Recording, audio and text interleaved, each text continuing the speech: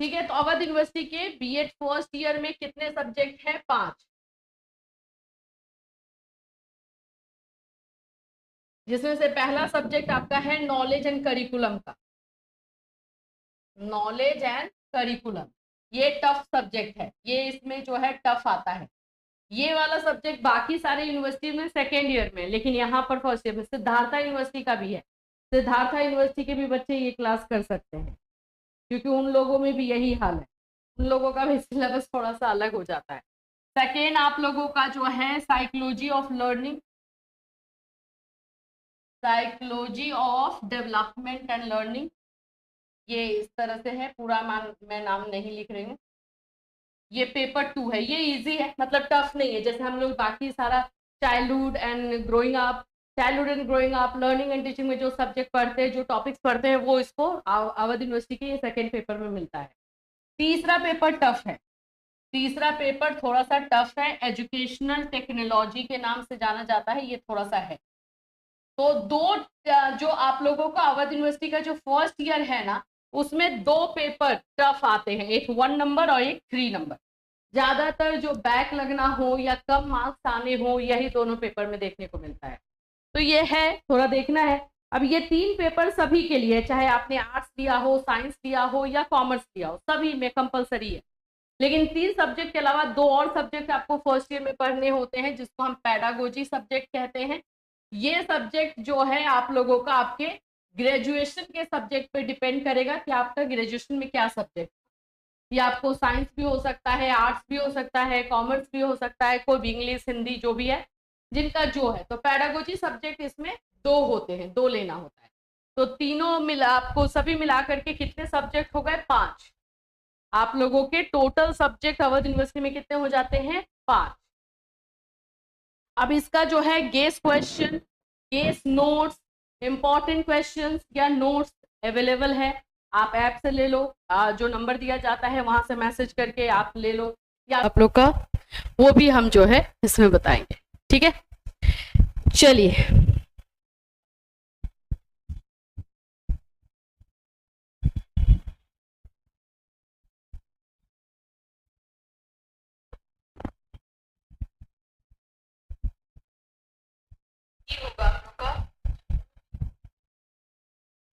Good evening रेखा, चंदा, सात्विक, प्रणाम, ममता। ये कॉपी पेस्ट मत करो भाई, देखो कॉपी पेस्ट मुझे बिल्कुल पसंद नहीं है, किसी बच्चे का जो है मैसेज छूट जाएगा। रोलू और आदर्श, राधे राधे, गुड इवनिंग।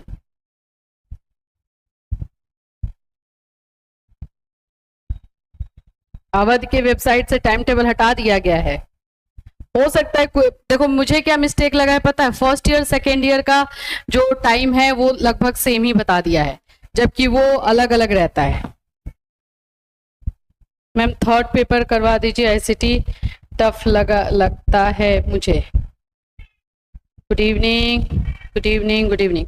चलो आज अभी हम जो करने वाले हैं वो है आपका नॉलेज एंड करिकुलम पहले, फिर उसके बाद धीरे धीरे हम सभी पेपर पर आएंगे, आईसीटी पर भी आएंगे, हम आपके साइकोलॉजी ऑफ लर्निंग पर भी आएंगे, सभी पर आएंगे। जैसे आज हो गया ट्यूसडे, तो आज हम नॉलेज एंड करिकुलम कर रहे हैं, कल हम साइकोलॉजी ऑफ लर्निंग करेंगे, एंड फिर तो सेकेंड ईयर का स्टार्ट हो जाएगा। तो मंडे को आप लोग का आईसीटी का क्लास होगा, ठीक है।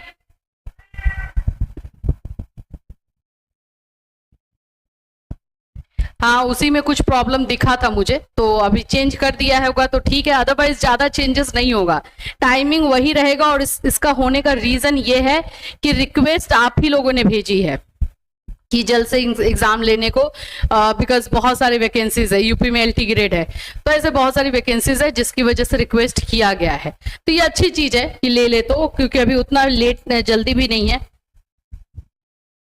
चलिए, तो यहाँ पर आप लोगों को मैं नॉलेज एंड करिकुलम का कुछ गेस क्वेश्चन बता देती हूँ और उसको हम लोग थोड़ा सा एक्सप्लेन कर लेंगे, समझ लेंगे। मैं अपने लैंग्वेज में आपको बता दूंगी, आप एग्जामिनेशन में उसको भाई कैसे लिखना है देख लेना। दिमाग में कुछ चीजें होंगी, टेक्निकल वर्ड्स होंगे जो मैं आपको बताऊंगी कि इसको आपको फॉलो करना होगा, वो आपको करना ही होगा, ठीक है। Good evening, good evening. चलिए, यहाँ पर सबसे पहला टॉपिक अगर मैं बोलूं तो आपका रहेगा शिक्षा, एजुकेशन। एजुकेशन क्या है, उसकी विशेषता क्या है, उसके उद्देश्य क्या है, ये तीनों चीज हमेशा से देखो, जब भी कोई भी टॉपिक कर रहे हो ना, तो उस टॉपिक की कैरेक्टरिस्टिक्स यानी कि उसकी विशेषता क्या होती है, उसका उद्देश्य क्या है, ये तीनों चीज आपको कर लेना है, ठीक है।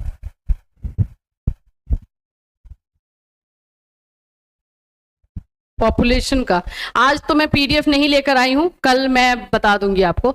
आप पीडीएफ उसका निकालना पड़ेगा, वैसे मैंने उसका बनाया नहीं है गेस क्वेश्चन, बट मैं नोट्स दिखा दूंगी आपको। चलिए, तो शिक्षा का अर्थ हम परिभाषा अगर बात करते हैं तो देखो, इसको हर कोई अपने अपने तरीके से लिख सकता है। अपने अपने तरीके से कहने का मतलब है कि इसकी बहुत सारी परिभाषाएं हैं, बहुत सारी परिभाषाएं, बहुत सारे इसके डेफिनेशन एजुकेशन के। तो आप कौन सा डेफिनेशन को चुन रहे हो, कौन सा लिख रहे हो, लेकिन सिंपल लैंग्वेज में एक मैं बात बता दूं कि एजुकेशन यानी शिक्षा का मतलब होता है सीखना और सिखाना। एकदम याद रखना, एजुकेशन का मतलब होता है सीखना और सिखाना।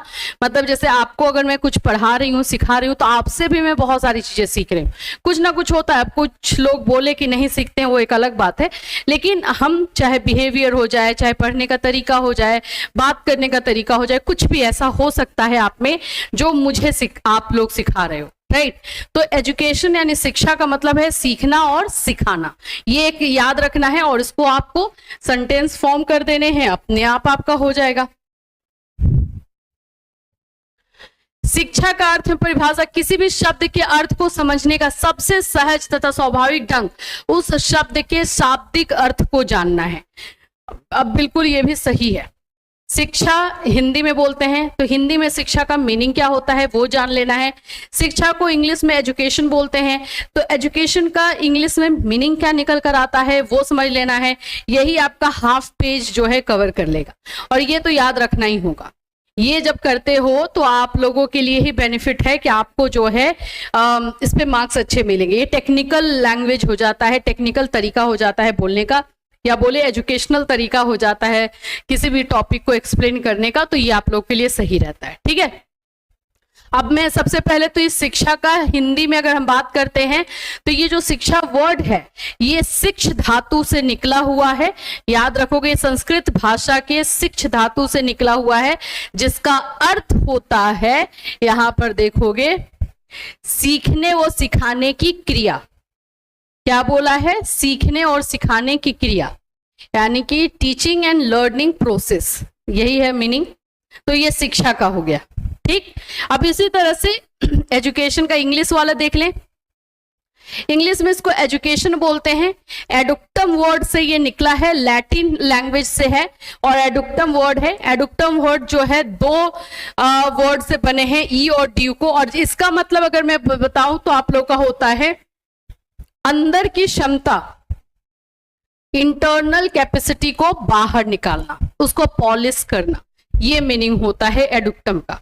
तो ये दोनों का मीनिंग अपने तरीके से याद रख लोगे और उसको एक्सप्लेन करोगे, हाफ पेज निकल जाएगा, और ये जरूरी है। अच्छा, एक चीज और ध्यान देना, अगर आप लोगों ने ध्यान से देखा हो तो जब भी मैंने इस नोट्स में ही बता रही हूँ, ये देखो, ये शिक्षा का अर्थ है, ये ठीक है। इसमें एक परिभाषा क्या होता है वो बता दिया गया है। यहां पर देखोगे हिंदी में मीनिंग बताया गया, जबकि ये 2.5 लाइन का ही है, लेकिन हमने यहाँ पे पैराग्राफ इंग्लिश वाले में चेंज कर लिया है। तो जब भी आप अपने आंसर में कुछ ऐसी चीजें बता रहे हो जो इंपॉर्टेंट है, तो वहां पे पैराग्राफ चेंज करके बताना, ठीक है। वहां पर आपको पैराग्राफ चेंज करके बताना होगा। इससे आपको क्या है कि एग्जामिनर का जो कॉपी चेक कर रहा है वो क्या है, फटाफट कर रहा है, तो कुछ चीजें मिस कर सकता है अगर आप एक साथ करके लिखोगे तो अगर आप अलग अलग पैराग्राफ में लिखोगे तो मिस करने का चांसेस कम रहेगा, ठीक है। समझ में आया? तो ये चीज को फॉलो करना है। तो यहां पर ये भी हो गया, यहाँ पैराग्राफ। अब इसके बाद हम लोग आगे बढ़ेंगे, तो अंदर से आगे बढ़ाना है, चलो ठीक है। अभी आगे चलते हैं। अब हमारा परिभाषा, ये लॉन्ग क्वेश्चन में अगर अवध यूनिवर्सिटी में आता है, 15 मार्क्स का लॉन्ग होता है, 3 परिभाषाएं लिखनी जरूरी है। 3 डेफिनेशंस मस्ट हैं अवध यूनिवर्सिटी में, ये लिखना। अब आप कुछ लोग बोलेंगे मैम 4 लिख सकते हैं, कोई जरूरी नहीं है, 3 काफी है तो 3 ही लिखिए। ठीक है, इस बात का आपको ध्यान रखना होगा कि 3 परिभाषा आपको लिखनी है। अब आप किसी का भी लिखो, देखो शिक्षा को लेकर तो बहुत सारी परिभाषाएं, कोई भी 3 उठा करके ऐसे लिख दोगे। जैसे यहां देखोगे महात्मा गांधी का है, हर्बर्ट स्पेंसर का है, स्वामी विवेकानंद का है, इतने सारे। अब यहां पर हम आ जाएंगे कि आप लोगों का ये अवधारणाएं हैं, कॉन्सेप्ट है एजुकेशन का, ये भी आपको लिखने में हेल्प करेगा। आप चाहे तो पॉइंट वाइज इसको करके रख सकते हैं, और नहीं तो आप लोग जो है इसकी विशेषता में आ जाओगे। ये है इसकी विशेषता, नहीं इसको कॉन्सेप्ट जो है इसको आप विशेषता बना के भी लिख सकते हो, क्योंकि वही सारे पॉइंट्स है जो हम विशेषता में लिखते हैं। एक्चुअली में देखा जाए तो भाई एजुकेशन का उद्देश्य क्या है, ऑब्जेक्टिव क्या है, या फिर हम बात करें कि आपके इसका कैरेक्टरिस्टिक्स क्या है, तो ये है आपका जो कि इसको इंसान को, जो इस इंसान को या बच्चे को पढ़ाया जा रहा है उसका कंप्लीट डेवलपमेंट होना चाहिए, उसमें कहीं पर कोई कमी नहीं रहनी चाहिए। यही मेन मकसद तो यही रहता है ना। तो इसको आपको देख लेना है, इतने सारे ये पॉइंट में है तो इसमें कुछ नहीं करना, बस पॉइंट वाला जो दिया गया है वो आपको लर्न कर लेना होता है। 1-2 अगर मैं ऐसे भी बता दूं तो कंप्लीट डेवलपमेंट, संपूर्ण विकास। दूसरा अगर हम पॉइंट बोलते हैं तो एजुकेशन कॉन्टिन्यूअस प्रोसेस है, तो वो। तीसरा अगर हम बात करते हैं तो एजुकेशन कहीं ना कहीं हमारे समाज को सुधारता भी है ना, हमारे समाज को सुधारने का भी काम करता है। फिर अगर हम बात करते हैं तो आप लोग का एजुकेशन जो है बायोपोलर है, द्विध्रुवीय प्रक्रिया है, एडम स्मिथ ने बोला है। एजुकेशन जो है त्रिध्रुवीय प्रक्रिया है, ट्राइपोलर है, ये जॉन डीवी ने बोला है। ये सब इसको आप एक्सप्लेन कर दोगे, आराम से पॉइंट निकल जाएंगे। देखो द्विध्रुवीय भी दिया है, मार्गदर्शन करता है, ऑफ कोर्स वही समाज को सुधारना। ये एजुकेशन से रिलेटेड ये सारे पॉइंट्स मैंने दिया। अगर आप लोगों का एग्जाम में एजुकेशन क्या है, उसकी विशेषता, उसके उद्देश्य करके अगर आ जाए तो आप ये जो पॉइंट्स दिए गए हैं इसी में से 5 से 6, 7 जितने हो आपको याद रहे वो लिख करके एक्सप्लेन कर सकते हो, और यहीं पे फ्लो चार्ट बनाओगे। लॉन्ग क्वेश्चन में फ्लो चार्ट होना कंपलसरी है। कुछ बच्चे क्वेश्चन कर रहे हैं कि क्या मैम हम लॉन्ग क्वेश्चन में 2 फ्लो चार्ट बना सकते हैं? बिल्कुल बना सकते हैं, कोई इश्यू नहीं है। अगर आपको लग रहा है कि इसमें मैं 2 फ्लो चार्ट बना सकता हूं तो ऑफ कोर्स बनाइए, कोई दिक्कत नहीं। सेकेंड मेरा यहाँ पे क्योंकि ये आप लोग का मैराथन है, इंपॉर्टेंट क्वेश्चंस जो एग्जाम में आ सकते हैं वो सारा टॉपिक उठाया गया है। तो एजुकेशन एक बहुत इंपॉर्टेंट टॉपिक है। अगर हम उसके बाद देखते हैं तो आप लोगों का जो है मुस्लिम शिक्षा प्रणाली, ये आप लोग का जो है दूसरा टॉपिक है।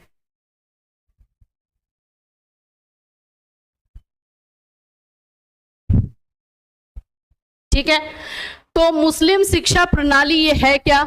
इसको हम लोग अलग अलग नाम से जानते हैं।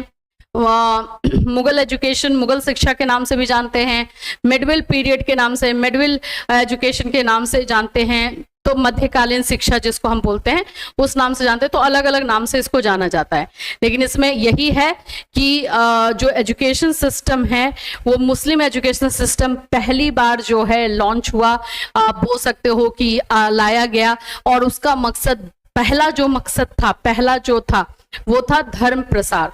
क्योंकि जो मुस्लिम धर्म था, जो मुस्लिम रिलीजन था, वो यहाँ के लिए बिल्कुल अनजान था। तो आखिर में कैसे प्रमोट करें, कैसे सभी तक पहुंचाए, तो एजुकेशन को एज अ मीडियम लिया गया ताकि धर्म का प्रसार हो और सभी को शिक्षा मिले, ये तो है ही।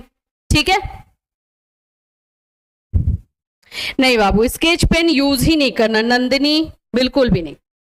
आप या तो ब्लू और ब्लैक बॉल पेन करना। स्केच पेन अवध का मैं हाल जानती हूँ, इसलिए मैं बता रही हूँ। जब आप लोग एग्जामिनेशन दे दोगे तो आपके कॉपी को पूरी तरीके से बंडलिंग की जाती है, तो उसमें और मतलब कहीं ऐसे जगह अगर रख दिया गया और जहां पे एक बूंद भी पानी गिरा तो आपके पूरे लिखने के मेहनत पे पानी फिर जाएगा।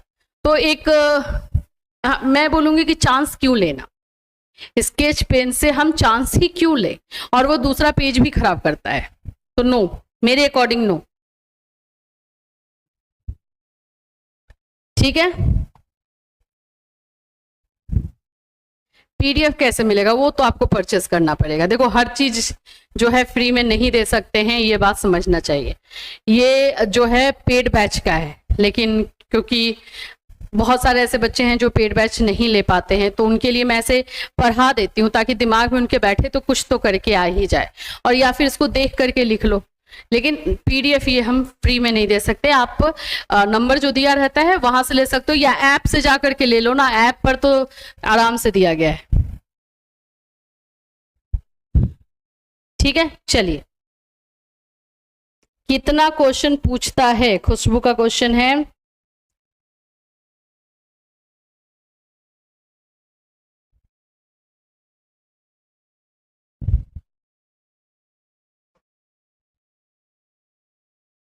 क्या लिख रहे हो? किचन में तो लाइन खींचने में तो,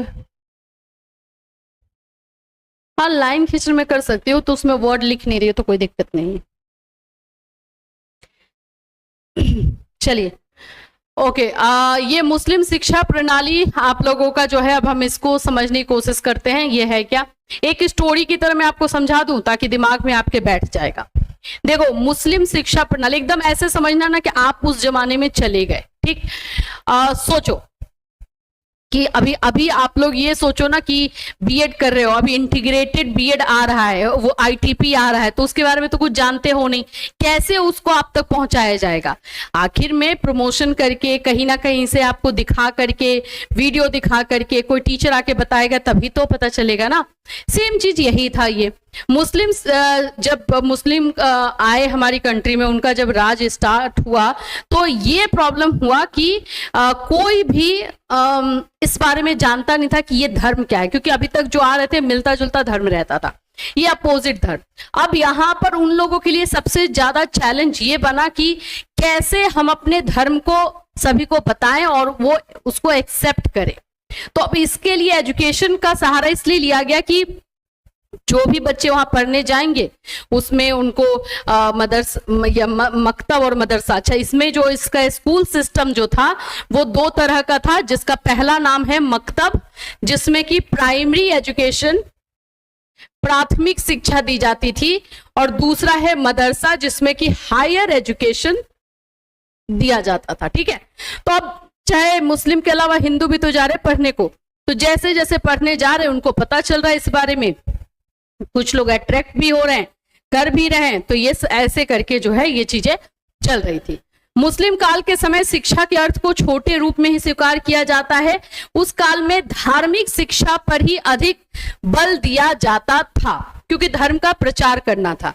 तो ये ऐसा माना जाता है कि एजुकेशन का एक संकुचित जो है टाइम था, जिस समय एजुकेशन पे ज्यादा फोकस नहीं किया गया, एजुकेशन को एज अ मीडियम बनाया गया ताकि जो मेन मकसद था धर्म का प्रसार वो हो सके। ठीक, अब इसमें जो मकतब और मदरसा, मैंने बताया कि मकतब क्या है, तो जहां पढ़ना लिखना सिखाया जाता है, प्राइमरी, लिटरली बच्चे वहां पे पढ़ना लिखना सीखते हैं, जैसे हम लोगों में ए बी सी क ख ग सीखते हैं वैसे।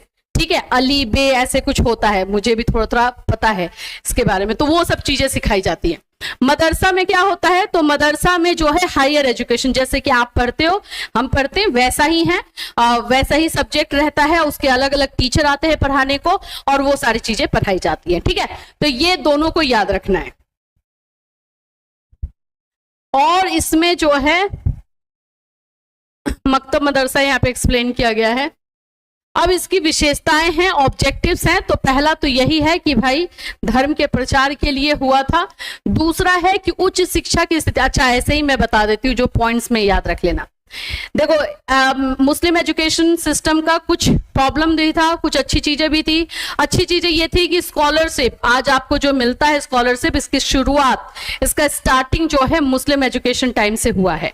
दूसरी जो चीज है, जो अच्छी चीज थी, वोकेशनल एजुकेशन पर, जो व्यवसायिक शिक्षा होती है उस पर बहुत फोकस किया गया। मतलब बच्चों को जो है कोई भी स्किल में उनको ट्रेनिंग दिलाना, चाहे म्यूजिक हो, चाहे वो कारपेंट्री हो, कोई भी काम, स्किल डेवलपमेंट पे इन्होंने फोकस किया। वोकेशनल एजुकेशन जो आज के टाइम में भी देखा जाए तो जीरो है, वो उस समय काम हुआ। तो ये दो अच्छी चीजें हैं। बुरी चीजें क्या हुई? बुरी चीजें ये हुई कि स्त्री एजुकेशन, जो फीमेल का एजुकेशन है वो कंप्लीटली बंद कर दिया गया। मकतब तक यानी प्राइमरी एजुकेशन तक वो जाकर के पढ़ सकती थी, कुछ जाती थी, उसमें भी सभी नहीं जाती थी, लेकिन हायर एजुकेशन में यानी मदरसों में जाना उनका बिल्कुल मना था। औरतों के लिए ज्यादा थोड़ा सा प्रॉब्लमेटिक टाइम था, बहुत सारे उन पे रिस्ट्रिक्शंस लगाए गए थे, बहुत सारी चीजें की गई थी। जो इसका प्रॉब्लम पॉइंट था वो कि एजुकेशन पे फोकस ही नहीं किया गया, सिर्फ इस चीज पे फोकस किया गया कि इस दुनिया में जितने लग्जरियस चीज हैं वो हर इंसान ले और अपना आराम से ये जिंदगी जिए, यहाँ पे नॉलेज ले, इस पे फोकस नहीं हुआ। तो ये चीज जो है आपका मुस्लिम एजुकेशन से रिलेटेड है। जैसे हम बोलते हैं कि रिलेशनशिप क्या था टीचर एंड स्टूडेंट का, अच्छा था, लेकिन यही वो टाइम है जब से टीचर एंड स्टूडेंट का रिलेशनशिप खराब होना भी स्टार्ट हुआ, और ये स्टार्ट औरंगजेब ने किया था। औरंगजेब ने अपने गुरु को जो है पूरे अपने दरबार में उनको इंसल्ट किया था, बोला जाता है कि थप्पड़ भी मारा था। तो वहीं से जो है ये स्टूडेंट एंड टीचर का रिलेशनशिप खराब होना भी स्टार्ट हुआ था। ठीक है, अब ये स्टोरी की तरह याद रख लेना है, ये मैंने अब आपको बता ही दिया है, अब इसमें कुछ नहीं है।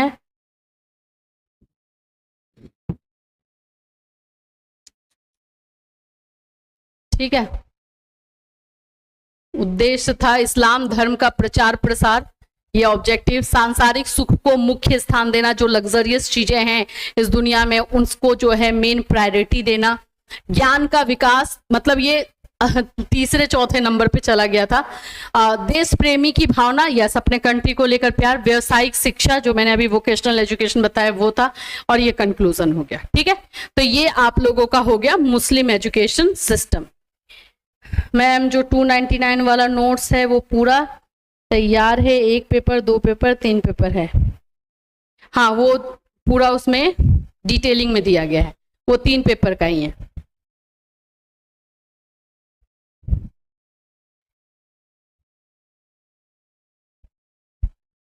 नहीं, ये शिक्षा वाला टॉपिक, हाँ मतलब बोल सकते हो, लेकिन ये टॉपिक और वो शिक्षा वाला दोनों आता है, ऐसा नहीं है कि दोनों में से कोई एक आएगा, उसका अपना जगह है जो कि आएगा ही आएगा, और इसका अपना जगह है जो आएगा। मुस्लिम एजुकेशन सिस्टम और बौद्धिक शिक्षा यानी कि बुद्धिस्ट एजुकेशन और वैदिक शिक्षा, इन तीनों में से कोई एक आता है। तो अभी तो मैंने आपको मुस्लिम पढ़ाया, वैदिक एजुकेशन वाला भी कर लेना, वैदिक एजुकेशन सिस्टम क्या होता है, या बुद्धिस्ट कर लेना, इन तीनों में से एक कंपलसरी तौर पर एग्जाम में रहता है 100%, उसमें कोई डाउट नहीं है, और वो भी लॉन्ग में रहेगा, 15 मार्क्स का ये क्वेश्चन रहेगा, तो इसको कर लेंगे।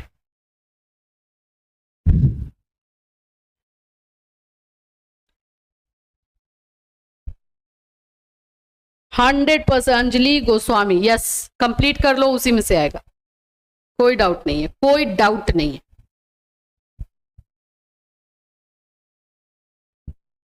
ठीक है मैम, बीएड सेकेंड ईयर का क्लास दीजिए। बीएड देखो, अभी आप लोग टाइम अपना देख लो,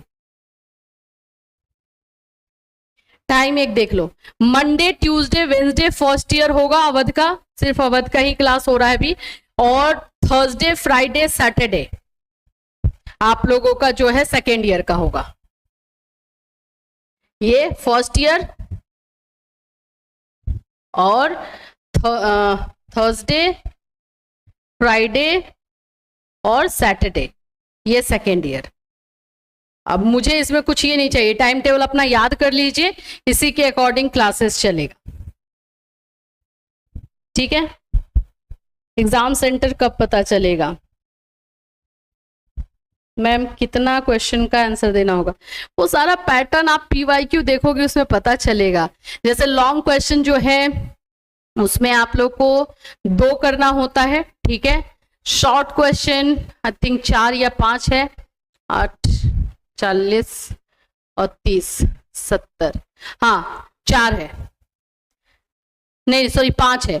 8 नंबर वाला क्वेश्चन जो शॉर्ट क्वेश्चन है वो 5 करना है, जो लॉन्ग क्वेश्चन है वो 2 करना है, और 10 क्वेश्चन जो है ऑब्जेक्टिव रहेगा। ऑब्जेक्टिव पर्टिकुलरली नहीं रहता है, 1 लाइनर रहता है, लाइन में ही, 1 लाइन में 2 लाइन में ही लिखना होता है। ठीक है, तो ये देख लेना। क्या क्वेश्चन अनुकंपा वाला बार बार कौन पूछ रहा है?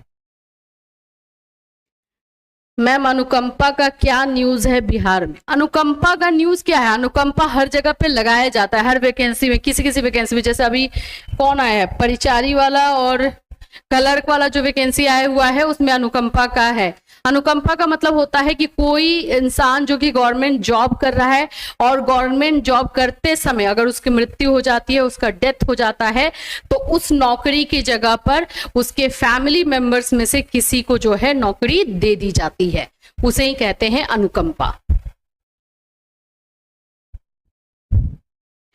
ऐप से मिल जाएगा चंदा।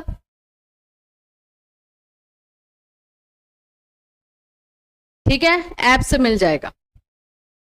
देखो मैं ये वाला पढ़ाना ही नहीं चाहती हूँ दर्शन का, अभी नहीं पढ़ाना चाहती हूँ क्योंकि ये थोड़ा सा लॉन्ग जाएगा। मैं जो क्योंकि चलिए पढ़ ही लीजिए, समझना तो आज भी है कल भी है ना, कहाँ भागोगे। दर्शन क्या है? Philosophy. What is philosophy? Philosophy क्या होती है? एजुकेशन के साथ फिलॉसफी का रिलेशनशिप क्या है? ये क्वेश्चन ऐसे भी आता है कि दर्शन और एजुकेशन, शिक्षा, दोनों एक ही सिक्के के दो पहलू हैं, इसको एक्सप्लेन कीजिए, है ना। तो two sides of a coin, इसको एक्सप्लेन करने को जो है बोलता है। और ये आप तभी कर पाओगे जब आप फिलॉसफी को भी अच्छे तरीके से समझोगे, आप जो है एजुकेशन को भी अच्छे तरीके से समझोगे। तो एजुकेशन तो मैंने आपको बता दिया है, फिलॉसफी हम पढ़ लेते हैं कि दर्शन क्या है और फिर दोनों के बीच का रिलेशनशिप क्या है वो भी देख लेते हैं। देखो अगर मुझसे, क्योंकि एमएड में इसको और डिटेल से पढ़ना होता है, तो मैं एकदम नॉर्मल शब्दों में आपको समझाऊं कि फिलॉसफी क्या है, व्हाट इज फिलॉसफी, या दर्शन क्या है। दर्शन या फिलॉसफी है जिंदगी को, अपनी लाइफ को देखने का नजरिया। किसी का पॉजिटिव होता है, किसी का निगेटिव होता है। किसका पॉजिटिव होता है, किस सिचुएशन में पॉजिटिव होता है, किस सिचुएशन में निगेटिव होता है, यही फिलॉसफी हमें बताती है।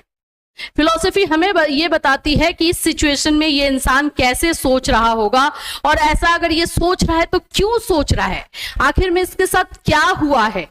तो सिंपल एक सेंटेंस में है कि ये अपने लाइफ को देखने का एक नजरिया होता है, एक पर्सपेक्टिव होता है कि आप अपनी लाइफ को कैसे देखते हो। एक सेंटेंस में ये पूरा चीज जो है खत्म हो रहा है, लेकिन अब इसको एक सेंटेंस में समझना इतना इजी तो है नहीं।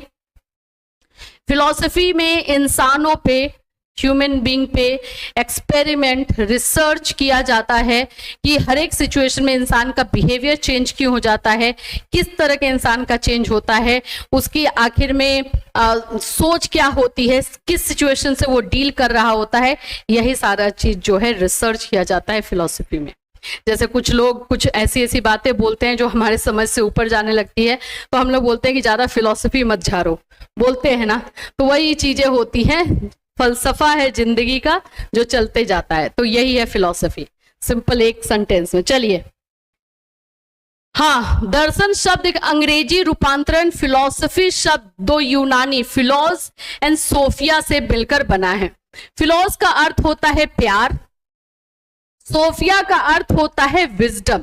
इस प्रकार फिलॉसफी का मतलब हो गया लव ऑफ विजडम, यानी कि ज्ञान से प्रेम, नॉलेज से प्यार।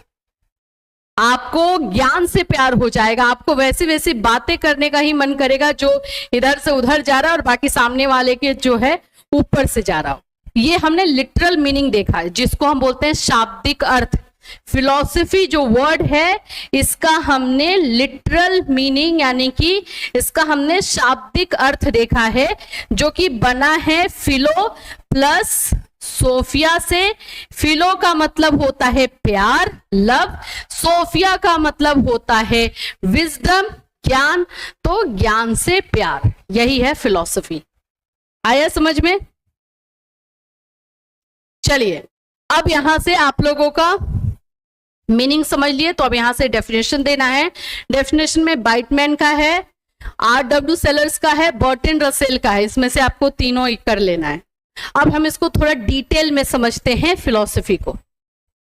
दर्शन शब्द को व्यापक रूप से भी जाना जा सकता है, जो आत्मा परमात्मा के स्वरूप तथा ब्रह्मांड की व्याख्या करता है। फिलॉसफी डिफिकल्ट क्यों है? क्योंकि जो रियल लाइफ में चीजें हो रही हैं उससे उसका कोई कनेक्शन ही नहीं है। वो ऐसे जगह से कनेक्शन करेगा या ऐसी जगह से उसका कनेक्शन होगा जो इस दुनिया में नहीं है, जो वहां पे आत्मा परमात्मा वाला खेल जो है जहां चल रहा है वहां से। तो फिलॉसफी हमें हमारी आत्मा, हमारे सोल को गॉड से, ईश्वर से, अल्लाह से कैसे कनेक्ट करता है उसके बारे में भी बात करता है, उस पर भी रिसर्च करने के लिए बोला जाता है। ठीक है,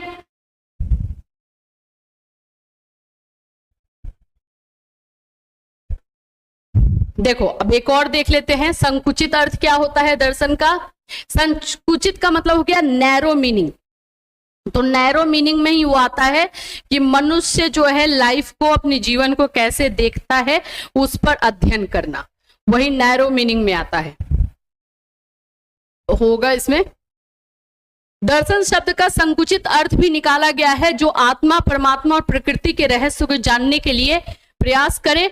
मनुष्य दर्शन शास्त्र में यह चिंतन करता है कि परमात्मा तथा प्रकृति के रहस्य क्या है, जीवन क्या है, जीवन का उद्देश्य क्या है, जीवन का अंत क्यों होता है, और इस संसार को चलाने वाली शक्ति कौन है, मृत्यु के बाद क्या होता है, क्या आत्मा पुनः जन्म लेती है या नहीं, आत्मा और परमात्मा का संबंध क्या है। तो ये सारी चीजों पे रिसर्च जो करते हैं उसे हम नैरो मीनिंग ऑफ फिलॉसफी कहते हैं, यानी संकुचित अर्थ होता है फिलॉसफी का, दर्शन का। ठीक है, ये फिलॉसफी समझ में आ गया, कोई दिक्कत नहीं है। अब हम इसका प्रकृति यानी कैरेक्टरिस्टिक्स, यानी दर्शन फिलॉसफी का कैरेक्टरिस्टिक्स क्या है, जीवन के प्रति दृष्टिकोण, वही है लाइफ को देखने का पर्सपेक्टिव, लाइफ को देखने का नजरिया, ये होता है। पहला ये हो गया। दूसरा है आलोचनात्मक दृष्टिकोण। किसी भी चीज को, अगर आपकी लाइफ में कोई चीज हो रहा है तो उसको ऐसे जनरली एक्सेप्ट मत कर लो, सोचो ऐसा क्यों हुआ, वो आकर के मेरे से प्यार से बात कर रहा है, क्यों कर रहा है, आखिर में ये क्यों। तो थोड़ा सा जो है जिसको हम बोलते हैं ना कि रैशनल थिंकिंग, थोड़ा सा जो है क्रिटिकल थिंकिंग, वो जो है हमें फिलॉसफी के थ्रू मिलता है। मानवीय अनुभव पर आधारित, पूरी तरीके से ह्यूमन बीइंग पर रिसर्च होता है कि उसका बिहेवियर कैसे चेंज हो रहा है, क्यों हो रहा है, किस सिचुएशन में हो रहा है, उन सभी चीजों को लेके। मानवीय अनुभवों का एकीकरण, तो ये आप लोगों की जो है दर्शन हो गई। ठीक है, दर्शन क्या है उसका कैरेक्टरिस्टिक समझ गए। अब यहां से है दर्शन की शाखाएं, जो कि हम नेक्स्ट क्लास में करेंगे, अभी नहीं, क्योंकि इसके बाद 5 बजे मेरा बैच में क्लास है। ठीक है, इतना समझ में आ गया। ये 3 आज हमने टॉपिक को टच किया है, एक है एजुकेशन, दूसरा है मुस्लिम कालीन और तीसरा दर्शन को स्टार्ट किया है। तो ये तीनों टॉपिक आप लोग को अच्छे से अब अपने अकॉर्डिंग जो है कर लो। एक और चीज मैं बोलूं कि मुस्लिम कालीन जो एजुकेशन हमने कराया है उसमें बुद्धिस्ट और वैदिक भी कर लेना। हाँ, प्रकृति को विशेषताएं भी लिख सकते हो, बिल्कुल लिख सकते हो।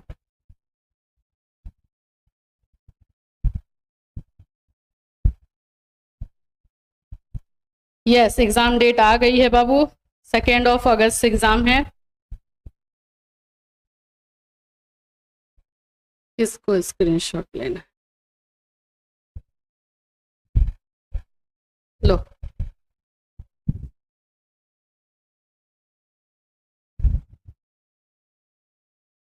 ठीक है, चलिए कल मिलेंगे। कल हम लोग जो है एजुकेशनल इसका साइकोलॉजी ऑफ लर्निंग का क्लास करेंगे, psychology of learning and development, कल उसका क्लास होगा।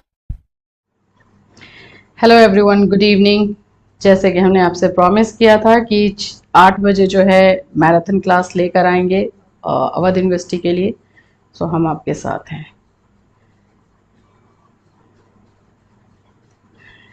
ये अवध यूनिवर्सिटी का बीएड फर्स्ट ईयर का मैराथन क्लास है। तो आज के क्लास में हम जो है नॉलेज एंड करिकुलम से क्वेश्चन देखेंगे कि नॉलेज एंड करिकुलम से जो है किस तरह के क्वेश्चन पूछे जाते हैं। नॉलेज एंड करिकुलम एक दिन में तो खत्म होने वाला बुक है नहीं, आप भी जानते हो।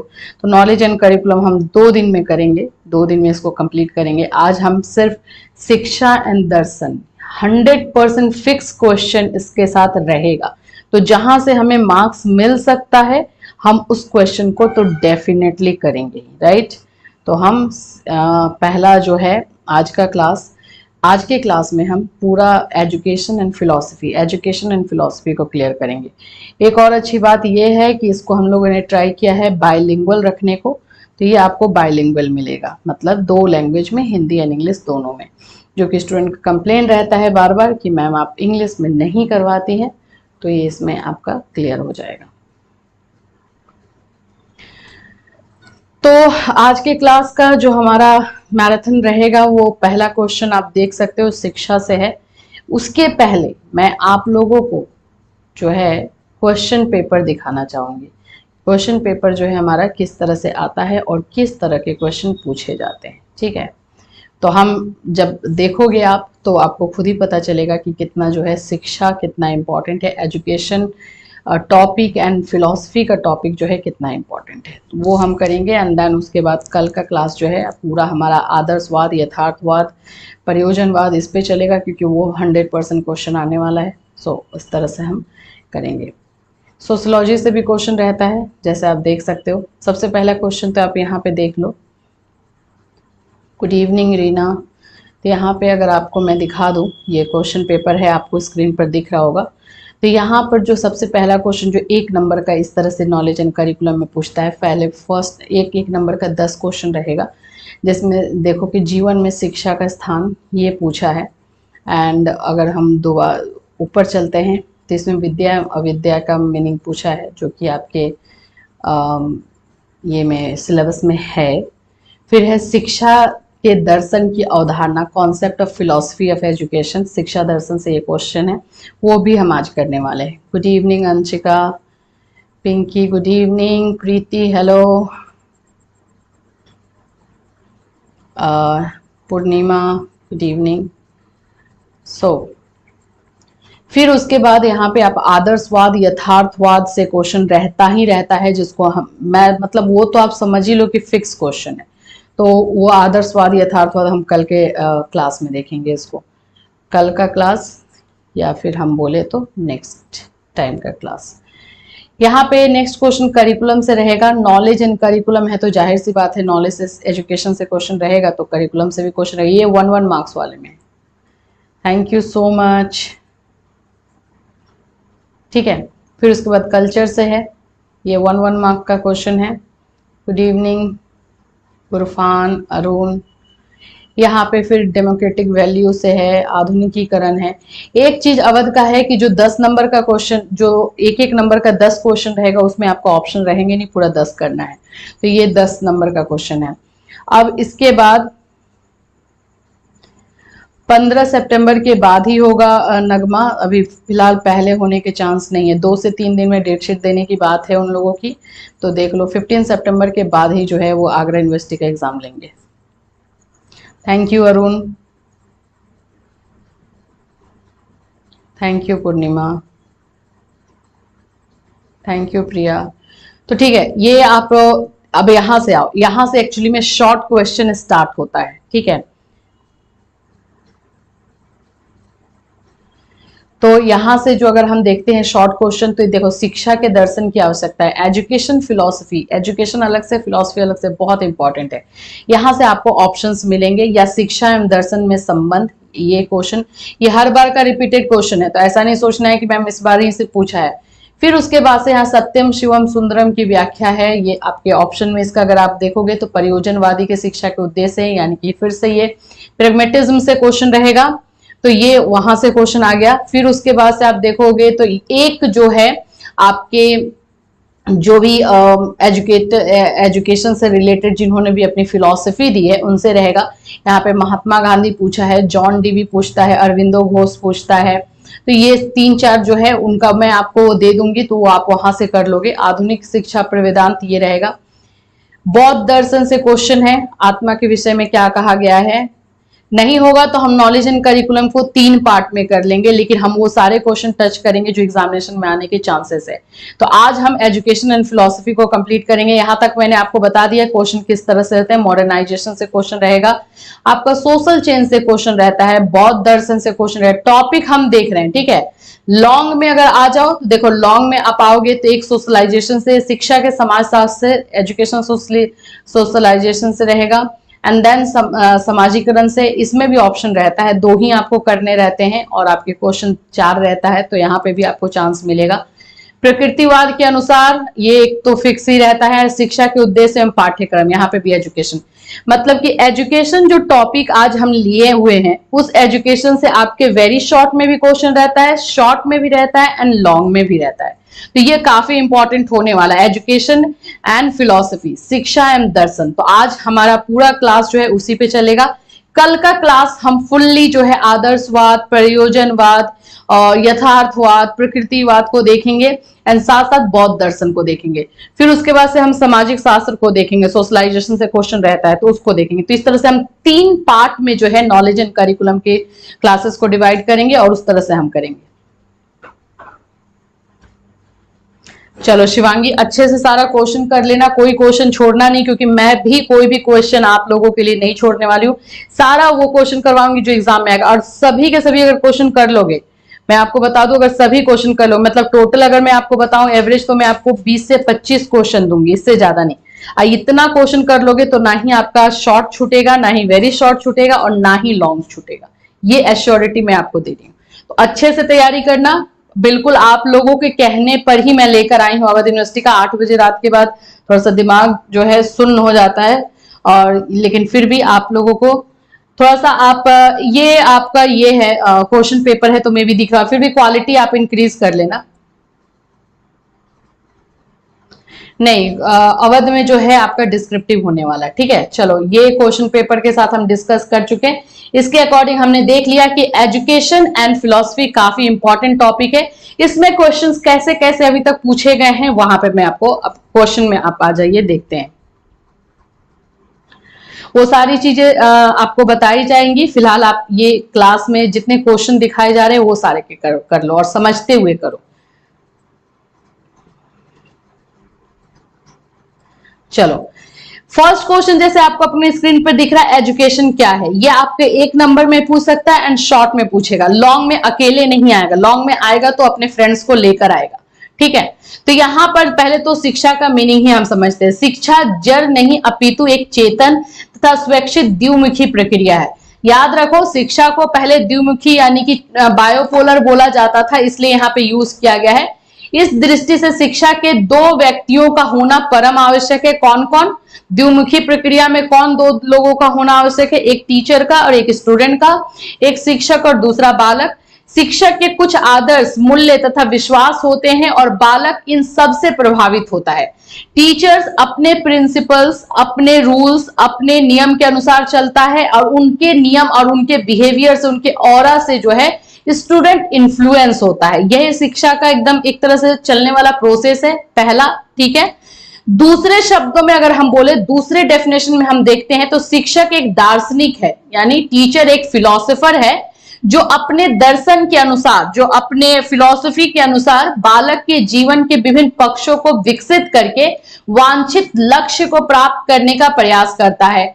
इस प्रकार शिक्षा का प्रत्यक्ष साधन जो है जिसके द्वारा दर्शन के निर्धारित किए गए लक्ष्यों को प्राप्त किया जाता है।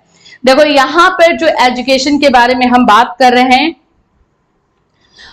हम यहाँ पे एजुकेशन के बारे में थोड़ा सा इंग्लिश में भी देख लेते हैं। थोड़ा सा इंग्लिश का फॉन्ट छोटा है लेकिन मैं बोल के आपको बता देती हूँ।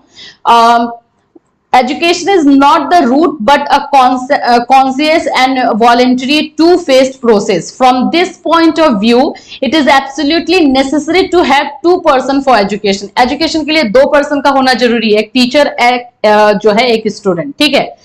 ये हमारा एक तरफ का जो है डेफिनेशन होता है एजुकेशन का। दूसरी तरफ से अगर हम इस डेफिनेशन को देखते हैं तो हम टीचर को फिलोसोफर बुलाते हैं। अब आप बोलोगे मैम इसमें फिलोसोफर की क्या जरूरत है, फिलोसोफर बुलाने की क्या जरूरत है? तो इसलिए जरूरत है क्योंकि नॉलेज एंड करिकुलम जो हमारा बुक है या फिर हमारा जो चैप्टर है, जिस चैप्टर को हम टच कर रहे हैं, इसमें हम एजुकेशन को, शिक्षा को फिलोसफी से कनेक्ट करते हैं। फिलोसफी मतलब होता है कि किसी भी इंसान के जीने का एक तरीका, हर चीज को देखने का एक नजरिया। तो ये नजरिया जो हर किसी में होता है, किसी में कम होता है, किसी में ज्यादा होता है। तो यहाँ पे एजुकेशन को जो है फिलॉसफी के नजर से देखते हैं। जब हम एजुकेशन को यानी शिक्षा को हम दर्शन के नजर से देखते हैं तो हमें ऐसा लगता है कि जो टीचर है, जो शिक्षक है, वो फिलोसोफर है, वो कौन है? फिलोसोफर है, जो कि अपने स्टूडेंट को अपनी फिलोसफी से जो है वो उनको आप बोल सकते हो कि सिखाता है, उनको नॉलेज देता है, उनको ज्ञान देता है, या उनको अपने लक्ष्य तक, उनका जो भी गोल होता है वहां तक पहुंचाने में मदद करता है। प्लीज यार अभी यहाँ पे ना क्वेश्चन बिल्कुल मत कीजिए, यहाँ पे आगरा यूनिवर्सिटी के लिए नहीं हो रहा है, ये सिर्फ और सिर्फ अवध यूनिवर्सिटी का है। आगरा यूनिवर्सिटी का एग्जाम पोस्टपोन हो चुका है, एग्जामिनेशन जो है 15 सितंबर के बाद होने के चांसेस है। ठीक है, तो अभी थोड़ा सा प्लीज ध्यान दे दो। क्लियर नहीं दिख रहा है रूपा, ये इंग्लिश वाला में भी ना दिख रहा हो तो आप थोड़ा सा क्वालिटी इंक्रीज कर लो, रात में हम लोग ले रहे हैं क्लास तो लाइटिंग का में भी प्रॉब्लम हो सकता है। ठीक है, तो थोड़ा सा इंक्रीज कर लो। तो यहाँ पे शिक्षा को हम दो तरह से डिफाइन करेंगे, याद रखना। नॉलेज एंड करिकुलम में शिक्षा को, एजुकेशन को जब भी डिफाइन करना दो तरीके से, एक तो सिंपल वे में, जो कि हम जानते हैं कि एजुकेशन में दो लोगों की होने की जरूरत होती है, एक टीचर एंड एक स्टूडेंट, जिसमें टीचर जो है अपने स्टूडेंट को नॉलेज देता है, ज्ञान देता है, या फिर अपने मतलब स्टूडेंट को जो है सिखाता है कि किस तरह से जो है उसको सारी चीजें करनी है। दूसरे जो है फिलॉसफी के नजर से देखेंगे, यानी दर्शन के नजर से देखेंगे और उसको एक्सप्लेन करेंगे। तो यहाँ पे एजुकेशन का हो गया। ये हुआ एजुकेशन का कॉमन डेफिनेशन जो आपके एक नंबर में पूछेगा। ठीक है, ये मैं आपको यहाँ पे क्लियर कर दूं, ये क्वेश्चन आप लोग को एक नंबर में पूछेगा। इतना नहीं लिख सकते हो क्योंकि एक नंबर में इतना लिखोगे नहीं, तो यहां से लेकर के सिर्फ यहां तक लिख सकते हो, ये वाला। ठीक है, या फिर ये नहीं लिखोगे तो ये वाला लिख लेना, और ये वाला, मतलब दो डेफिनेशन इसमें इंक्लूड किया गया है, तो उसमें से कोई भी एक डेफिनेशन आप लिख सकते हो। ये एक नंबर वाले के लिए बता देती हूं मैं, ये एक नंबर वाले के लिए। अब ये एजुकेशन वाला क्वेश्चन जो है आपके किस में आएगा? शॉर्ट में। देखो अब शॉर्ट में कैसे लिखना होगा, शॉर्ट में थोड़ा सा हमें तो लॉन्ग लिखना पड़ेगा। तो शॉर्ट में पूछता है दर्शन का व्यापक अर्थ। अब इसमें या तो दर्शन का पूछ ले या शिक्षा का पूछे। अभी हम लोग को जो है एजुकेशन के डेफिनेशन को करना है एंड देन फिलॉसफी के डेफिनेशन को करना है, दोनों को मर्ज करना है कि दोनों एक साथ कैसे चलते हैं, दोनों एक दूसरे पे डिपेंडेंट भी कैसे होते हैं। जैसे एक क्वेश्चन यहाँ पे, ये तो दर्शन की विशेषता है, थोड़ा सा नीचे चल के हम देख लेते हैं। हाँ, यहाँ पे ये 3 नंबर में ये क्वेश्चन वीवीआई है। इस क्वेश्चन का नाम ही रखना वीवीआई। इसको तो मतलब 100% करके जाना, 100% कर लेना, मतलब किसी भी तरह से नहीं याद हो तो पूरा एक एक वर्ड को एकदम दिमाग में घुसा लो। ये क्वेश्चन वीवीआई रहेगा। दर्शन तथा शिक्षा में संबंध, ये क्वेश्चन अलग अलग नाम से आता है। फिलॉसफी एंड एजुकेशन में रिलेशनशिप पूछेगा, या दर्शन जो है किस तरह से शिक्षा पे डिपेंड करता है, या शिक्षा जो है कैसे दर्शन का पूरक है। मतलब ये घुमा फिरा करके क्वेश्चन पूछता है, कभी भी सिंपल वे में नहीं पूछता, लेकिन ये क्वेश्चन पूछता जरूर है। तो इसको हम देखेंगे। तो पहले हम दर्शन का डेफिनेशन देख लेते हैं। दर्शन का डेफिनेशन भी बिल्कुल पूछेगा ही, शॉर्ट में पूछेगा या तो लॉन्ग में पूछेगा। ये वेरी शॉर्ट में ज्यादा नहीं पूछता है, लेकिन अगर पूछ दे तो आप लोग को छोटा करके लिखना होगा।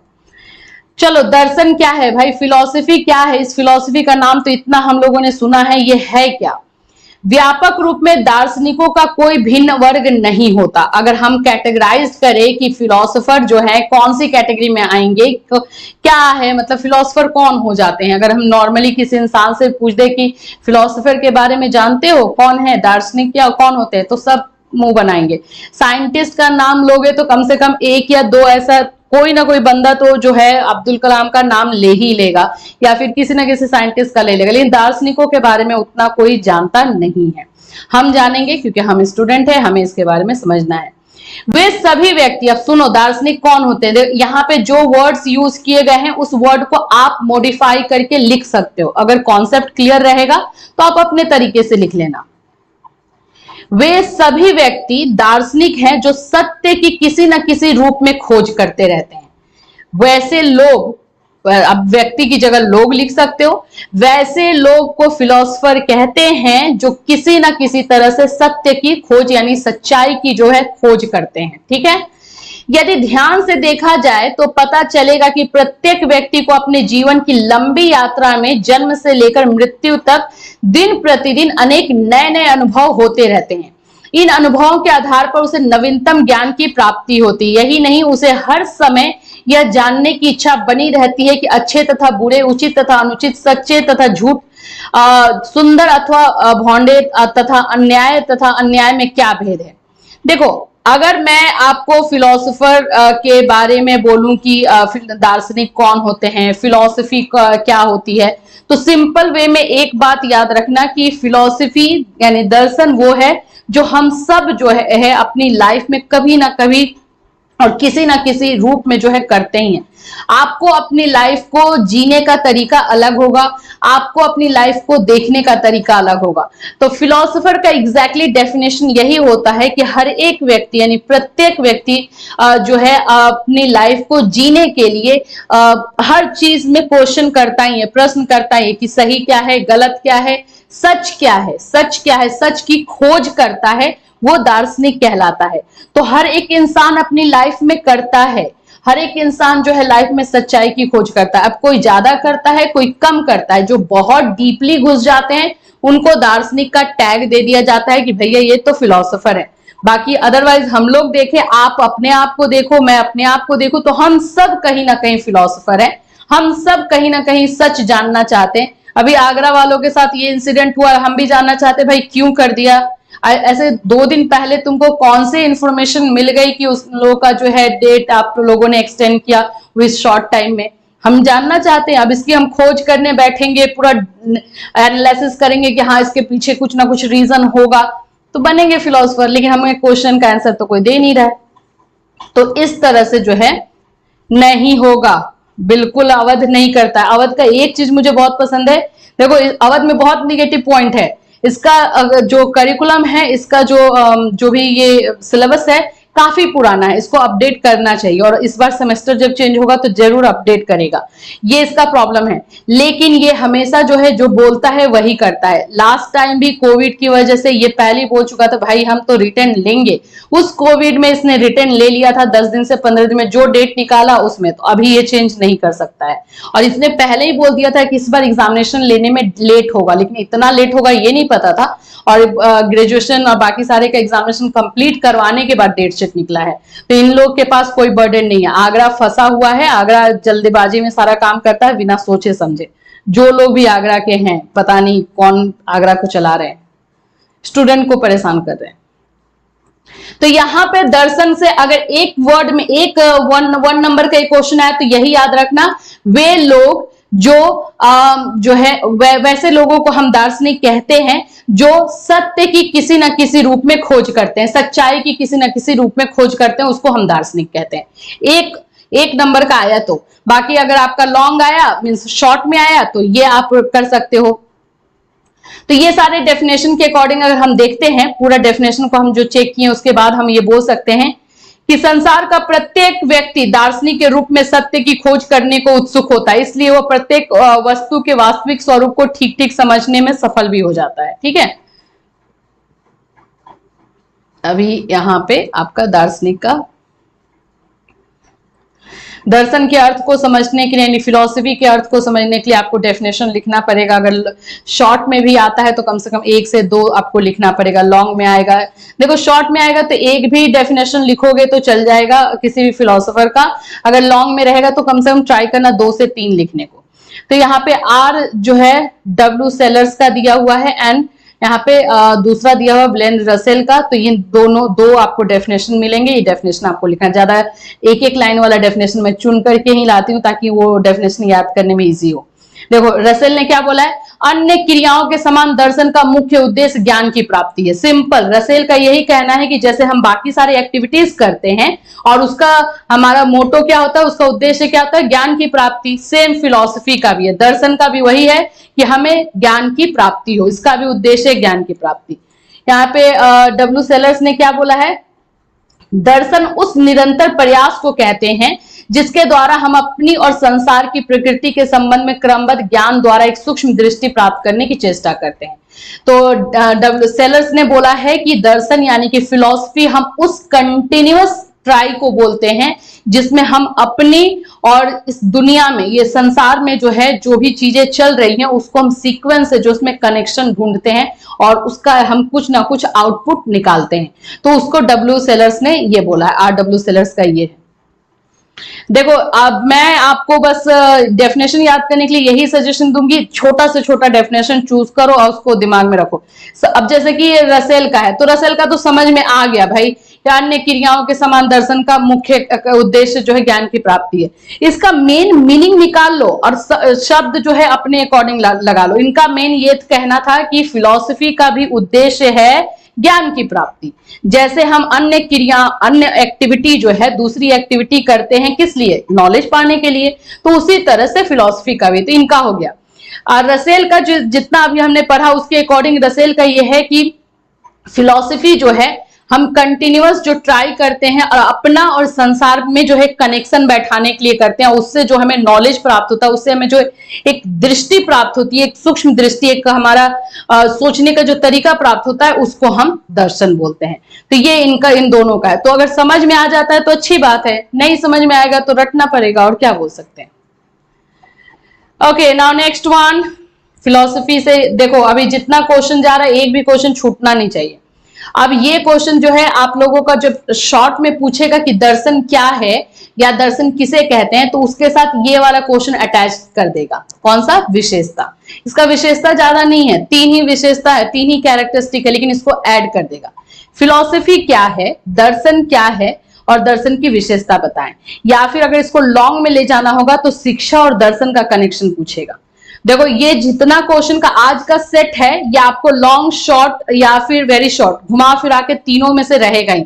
मतलब कि आज के क्वेश्चन के सेट से मैं इतना बोल सकती हूं कि आप लोग को 20 से 25 नंबर इजीली मिल सकता है। 25 नंबर तो रखो ही, 25 मार्क्स का ये सेट आज आपको दे सकता है अगर आप इसको ठीक से करोगे तो। ठीक है, हाँ, तो यहाँ पे दर्शन की विशेषता में हम क्या देखेंगे, तो features of philosophy is born according to experience and circumstances.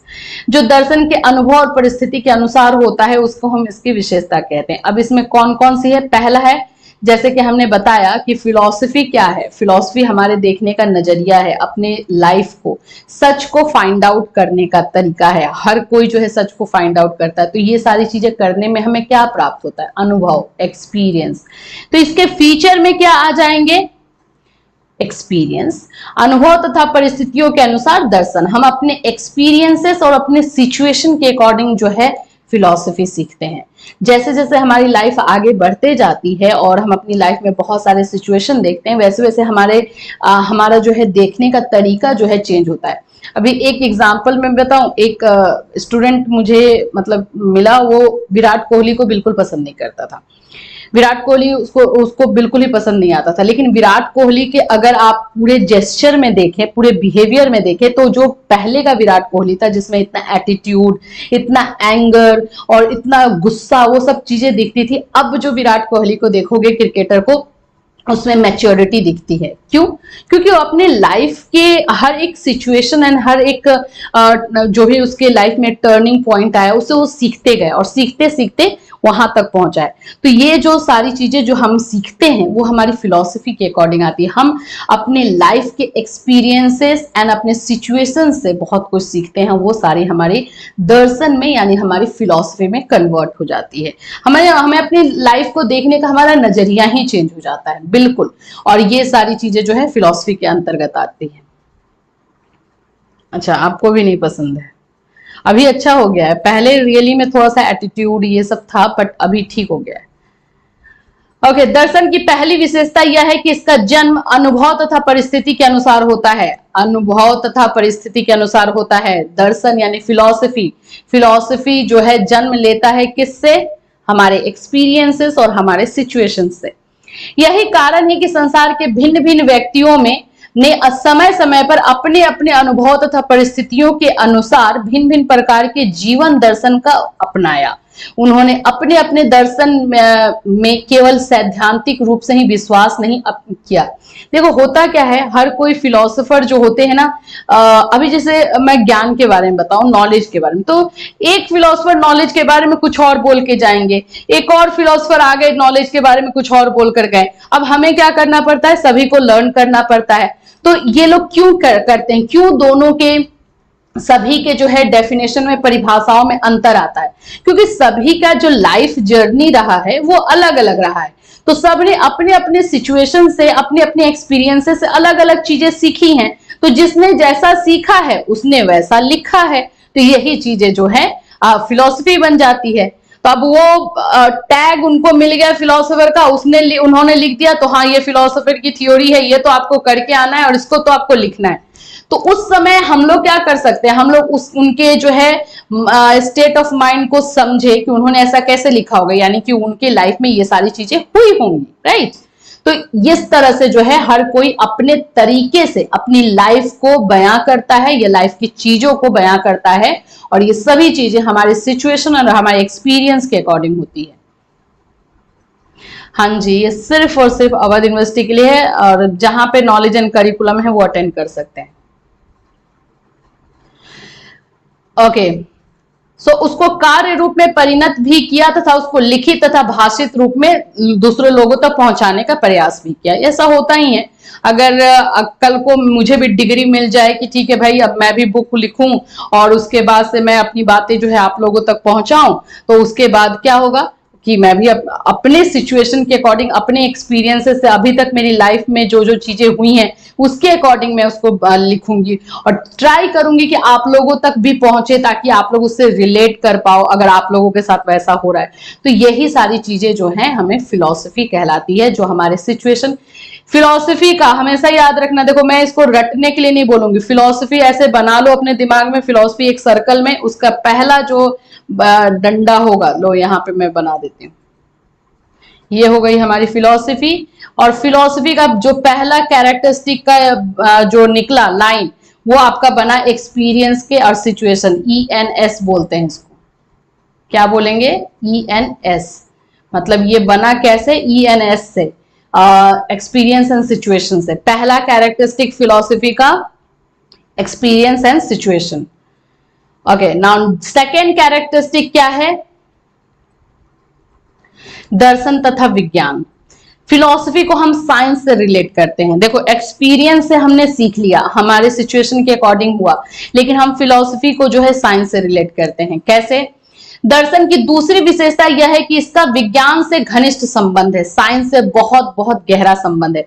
ये क्वेश्चन अलग से भी पूछता है कि आप कैसे कह सकते हो कि फिलॉसफी जो है विज्ञान है, आपके अकॉर्डिंग दर्शन विज्ञान है, या फिर नोट्स लिखने को आ जाएगा दर्शन विज्ञान है, एक्सप्लेन करो, दर्शन तथा विज्ञान को एक्सप्लेन करो। ये क्वेश्चन भी VVI है, ठीक है, इसको भी क्वेश्चन VVI नहीं लेकिन VI तो जरूर है, वेरी इंपॉर्टेंट तो है, ये भी क्वेश्चन पूछ देता है, ठीक है।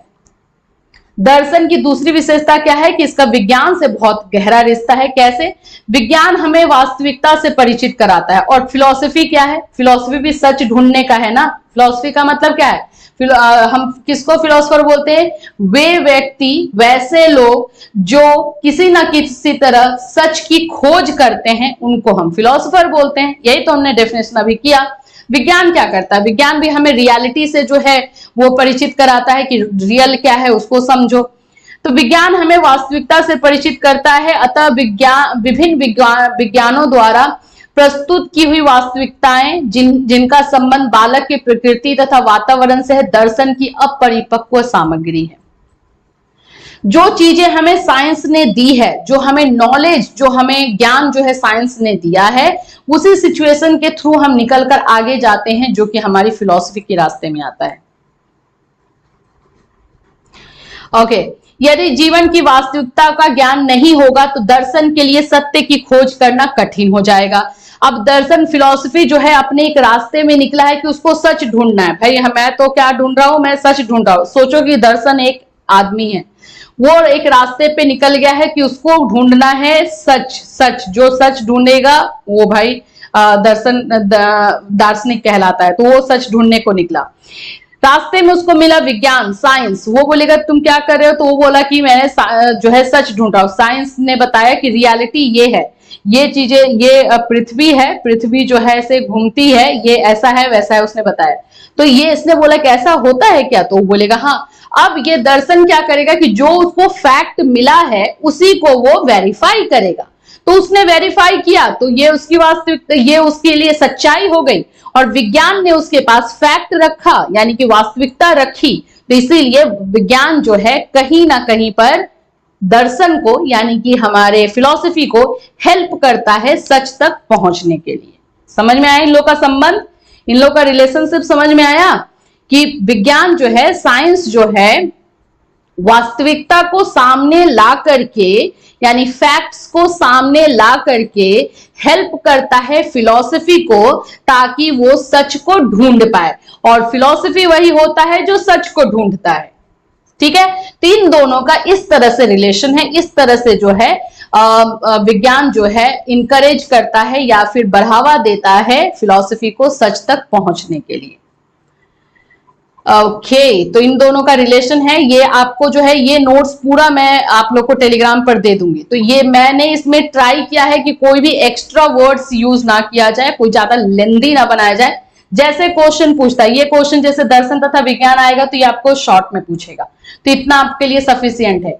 यहाँ पे मूल्य तथा आदर्श शिक्षा के लक्ष्य, ये सारे ऐसे करके आपको लिख देना है। ठीक है, तो इस तरह से ये निष्कर्ष निकल जाता है। तो इस तरह से ये निष्कर्ष निकल जाता है कि जो विज्ञान है वो और जो दर्शन है, उन दोनों में गहरा रिलेशन है, गहरा संबंध है, जो एक दूसरे को आगे बढ़ाते हैं। मैं अभी किसी का मैसेज नहीं पढ़ूंगी, मुझे क्लास लेना है। मतलब आप लोग ये खुद सोचो कि ये क्लास कितना इंपॉर्टेंट आप लोगों के लिए है, और फिर ये मैसेज, ये सब मैसेज चल रहा है।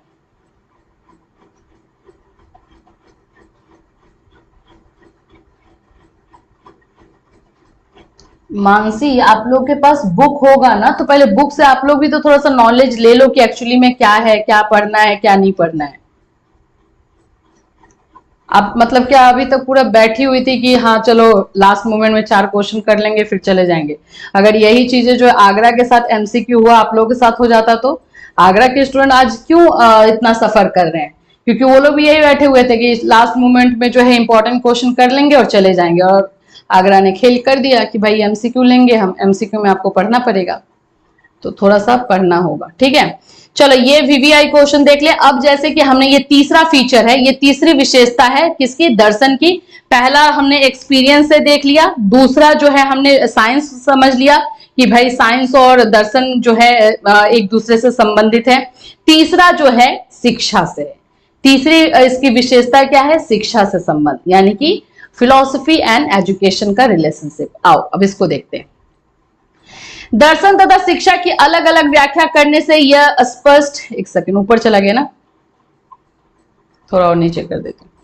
दर्शन तथा शिक्षा की अलग अलग व्याख्या करने से यह स्पष्ट हो जाता है कि दोनों का लक्ष्य व्यक्ति को सत्य का ज्ञान कराना है। अब यहां पर जो है फिलॉसफी एजुकेशन से कैसे रिलेट हो जाता है? तो देखो, शिक्षा यानी एजुकेशन जो हमें देती है वो सच ही देती है। हमें जो है एजुकेशन का मेन मोटो यानी मेन उद्देश्य क्या होता है? हमें सच से परिचित कराना, यानी सत्य की तरफ ले करके जाना। यही चीज जो है हमारी फिलॉसफी करती है, सत्य का जो है खोज करती है। तो ये दोनों का लक्ष्य यानी दोनों का मोटो जो होता है, उद्देश्य जो होता है, सेम होता है। ठीक है, तथा उसके जीवन को विकसित करना। ऐसी दशा में यह कहना उचित होगा कि दर्शन तथा शिक्षा का घनिष्ठ संबंध ही नहीं है, सिर्फ घनिष्ठ संबंध नहीं है, अपितु दोनों एक दूसरे पे आश्रित भी हैं। ये भी क्वेश्चन आता है कि कैसे आप कह सकते हो कि एक दूसरे पे दोनों आश्रित हैं। निम्नलिखित पंक्तियों में हम दर्शन तथा शिक्षा के संबंध को स्पष्ट करने के लिए उन तथ्यों पर प्रकाश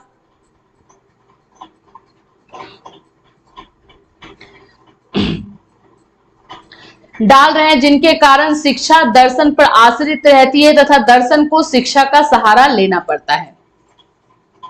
देखो, शिक्षा दर्शन पे आश्रित है या फिर शिक्षा को दर्शन का सहारा लेना पड़ता है, ये क्लियर है। इन दोनों के रिलेशनशिप, ये जो क्वेश्चन आता है शिक्षा तथा दर्शन तथा शिक्षा, ये 1 नंबर में भी आता है, आपको शॉर्ट में भी पूछेगा, तो ये दोनों में पूछता है। 1 नंबर के लिए आप इसमें ये लिख सकते हो कि यह जो है एक दूसरे पे आश्रित है, घनिष्ठ संबंध ही नहीं अपितु एक दूसरे पे ये आश्रित है। और दोनों का उद्देश्य क्या है? सच को सामने लाना, सच को जो है सत्य का ज्ञान कराना और उसका जीवन में विकसित करना, या फिर सत्य का ज्ञान कराना। एक लाइन का है तो आप उसमें ये बता सकते हो कि दर्शन तथा शिक्षा का संबंध यह है कि दर्शन तथा शिक्षा दोनों ही जो है सत्य का ज्ञान करवाते हैं, बस। ठीक है, 1 नंबर में। बाकी एक्सप्लेनेशन है, आगे चलते हैं।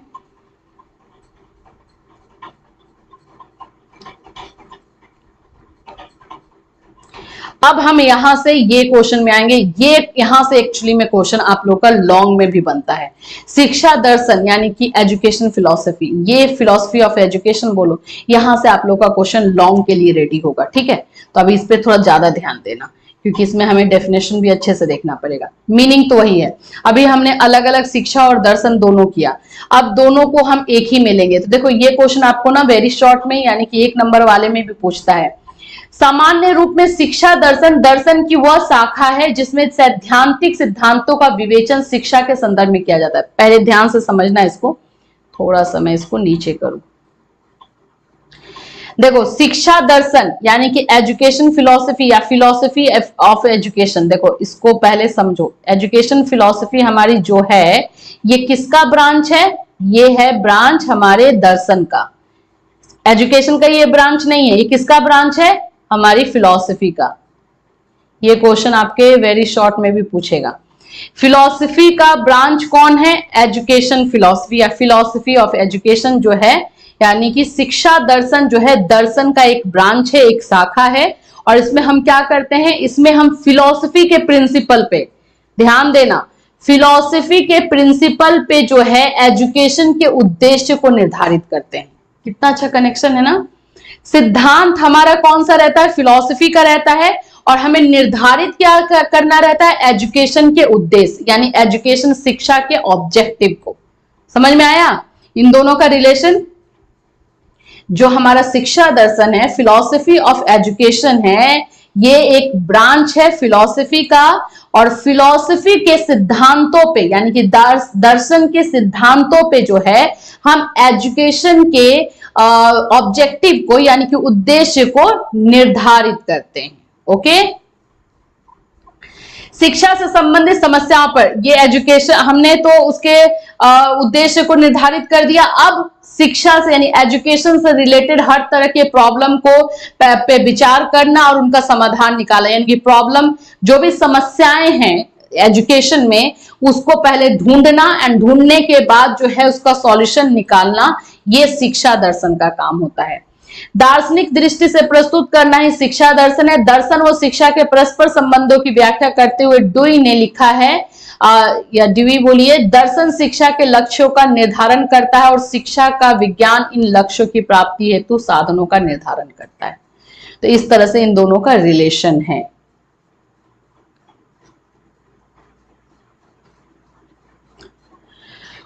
अब देखो, उपयुक्त आधार पर कहा जा सकता है कि शिक्षा दर्शन एक विषय विशेष है जो शिक्षा गुण समस्याओं पर तर्क पूर्वक विचार करता है। इसको जो है हिंदी इंग्लिश दोनों में लाया गया ताकि आप लोगों को अगर इंग्लिश में ज्यादा से ज्यादा प्रॉब्लम हो रही हो तो आप हिंदी में अगर प्रॉब्लम हो तो इंग्लिश को देख लो, इंग्लिश में प्रॉब्लम हो तो हिंदी को देख लो। तो यहाँ पे अगर हम एजुकेशन फिलॉसफी ऑफ एजुकेशन की बात करें, शिक्षा दर्शन की बात करें, तो इसका मेन इसका कार्य, इसका क्षेत्र जो होता है कि शिक्षा के समस्याओं को, एजुकेशन से रिलेटेड प्रॉब्लम को फाइंड आउट करना एंड देन उसका सॉल्यूशन निकालना। कनिंघम ने बोला है कि कनिंघम महोदय का कहना है कि दर्शन और शिक्षा दर्शन की दोनों सम्मिलित रूप से परिभाषाबद्ध करते हुए उन्होंने बोला है कि दर्शन सभी चीजों का विज्ञान है, इसलिए शिक्षा दर्शन शिक्षा समस्याओं को सभी मुख्य पहलुओं में देखता और दूसरे स्थान में उसको सॉल्व करता है। कनिंघम का यही कहना है कि शिक्षा दर्शन जो है, शिक्षा और दर्शन दो शब्दों से मिलकर, दोनों की परिभाषाओं से मिलकर के बना है और शिक्षा की समस्याओं का समाधान करना ही शिक्षा दर्शन का काम है। शिक्षा की समस्याओं को दर्शन के सिद्धांतों पर सॉल्व करना ही जो है शिक्षा दर्शन का काम है।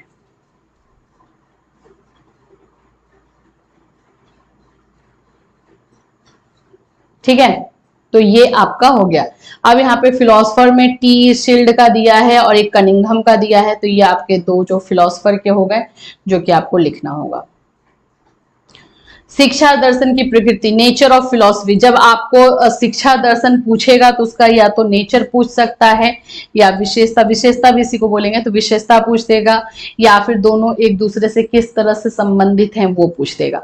ये लॉन्ग में क्वेश्चन आता है, प्लीज इसको ध्यान से देखना। मैं एक भी क्वेश्चन अगर इसमें से आया और छोड़कर आए आप लोग ना तो फिर समझना, क्योंकि इसमें से क्वेश्चन 100% या short, very short and long, इन तीनों में से दो में जरूर रहेगा, तीनों में से दो में जरूर रहेगा। मुझे ऐसा है विश्वास कि ये एक लॉन्ग में रहेगा और एक शॉर्ट में रहेगा और दो जो है आपके वेरी शॉर्ट में रहेंगे। इस बार इसी को टारगेट बना करके आपको बनाया जाएगा। इसीलिए मैं आप लोगों को जो क्वेश्चन पेपर दिखाई थी वो 2021 का था। 2021 के अपोजिट ये क्वेश्चन बनेगा। ओके, सो अभी हम इसके नेचर को देखेंगे। तो सबसे पहले शिक्षा दर्शन का देखो, शिक्षा दर्शन का तो पहले ये सब बुकीज वाला नॉलेज हटाओ एंड फिलोसफी ऑफ एजुकेशन का पहले थोड़ा सा डेफिनेशन अपने मन में क्लियर करो कि फिलोसफी ऑफ एजुकेशन का काम होता है शिक्षा के उद्देश्य को, एजुकेशन के ऑब्जेक्टिव को दर्शन के सिद्धांतों के आधार पर निर्धारित करना, फिर उसके बाद जो है शिक्षा के समस्याओं का समाधान करना। ये दो मेन पॉइंट याद रखना, ताकि अगर कुछ भूल भी जाओ तो इन्हीं दोनों पे एलोबरेट करके आप लिख लो।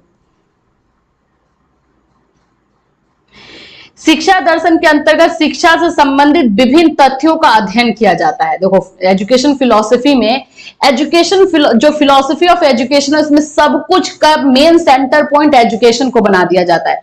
एजुकेशन में जितने भी प्रॉब्लम्स है वो सारे को सॉल्व करना है, जिस तरह के भी प्रॉब्लम्स है। तो इनके बहुत सारे टॉपिक्स, विभिन्न तथ्य यानी कि जो पॉइंट्स होते हैं उसका स्टडी किया जाता है। उसमें सबसे पहले दर्शन तथा शिक्षा की प्रकृति, रूप, संबंध का अध्ययन किया जाता है। दूसरा हो जाता है शिक्षा के आदर्श, साधनों और आधार आदि को भी सम्यक विवेचन शिक्षा दर्शन के अंतर्गत आता है। शिक्षा दर्शन में उन विभिन्न दार्शनिक संप्रदायों का भी अध्ययन होता है।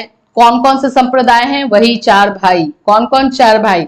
आदर्शवाद, प्रगतिवाद, यथार्थवाद, प्रयोजनवाद, इन लोगों का भी जो है पढ़ा जाता है और इन दोनों का भी, इन सभी का भी रिलेशन उसमें देखा जाता है।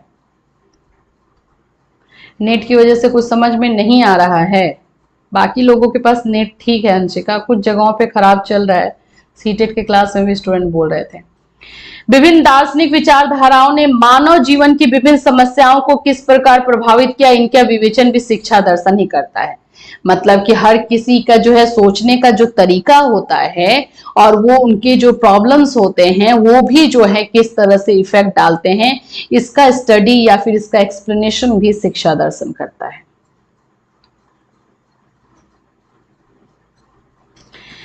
फिर उसके बाद से आपका 5 नंबर है, इसमें विभिन्न प्रकार की शिक्षण विधियां, प्रसिद्ध शिक्षा शास्त्री आदि के संबंध में भी प्रकाश डाला जाता है। ठीक है, उन लोगों के बारे में भी पढ़ा जाता है।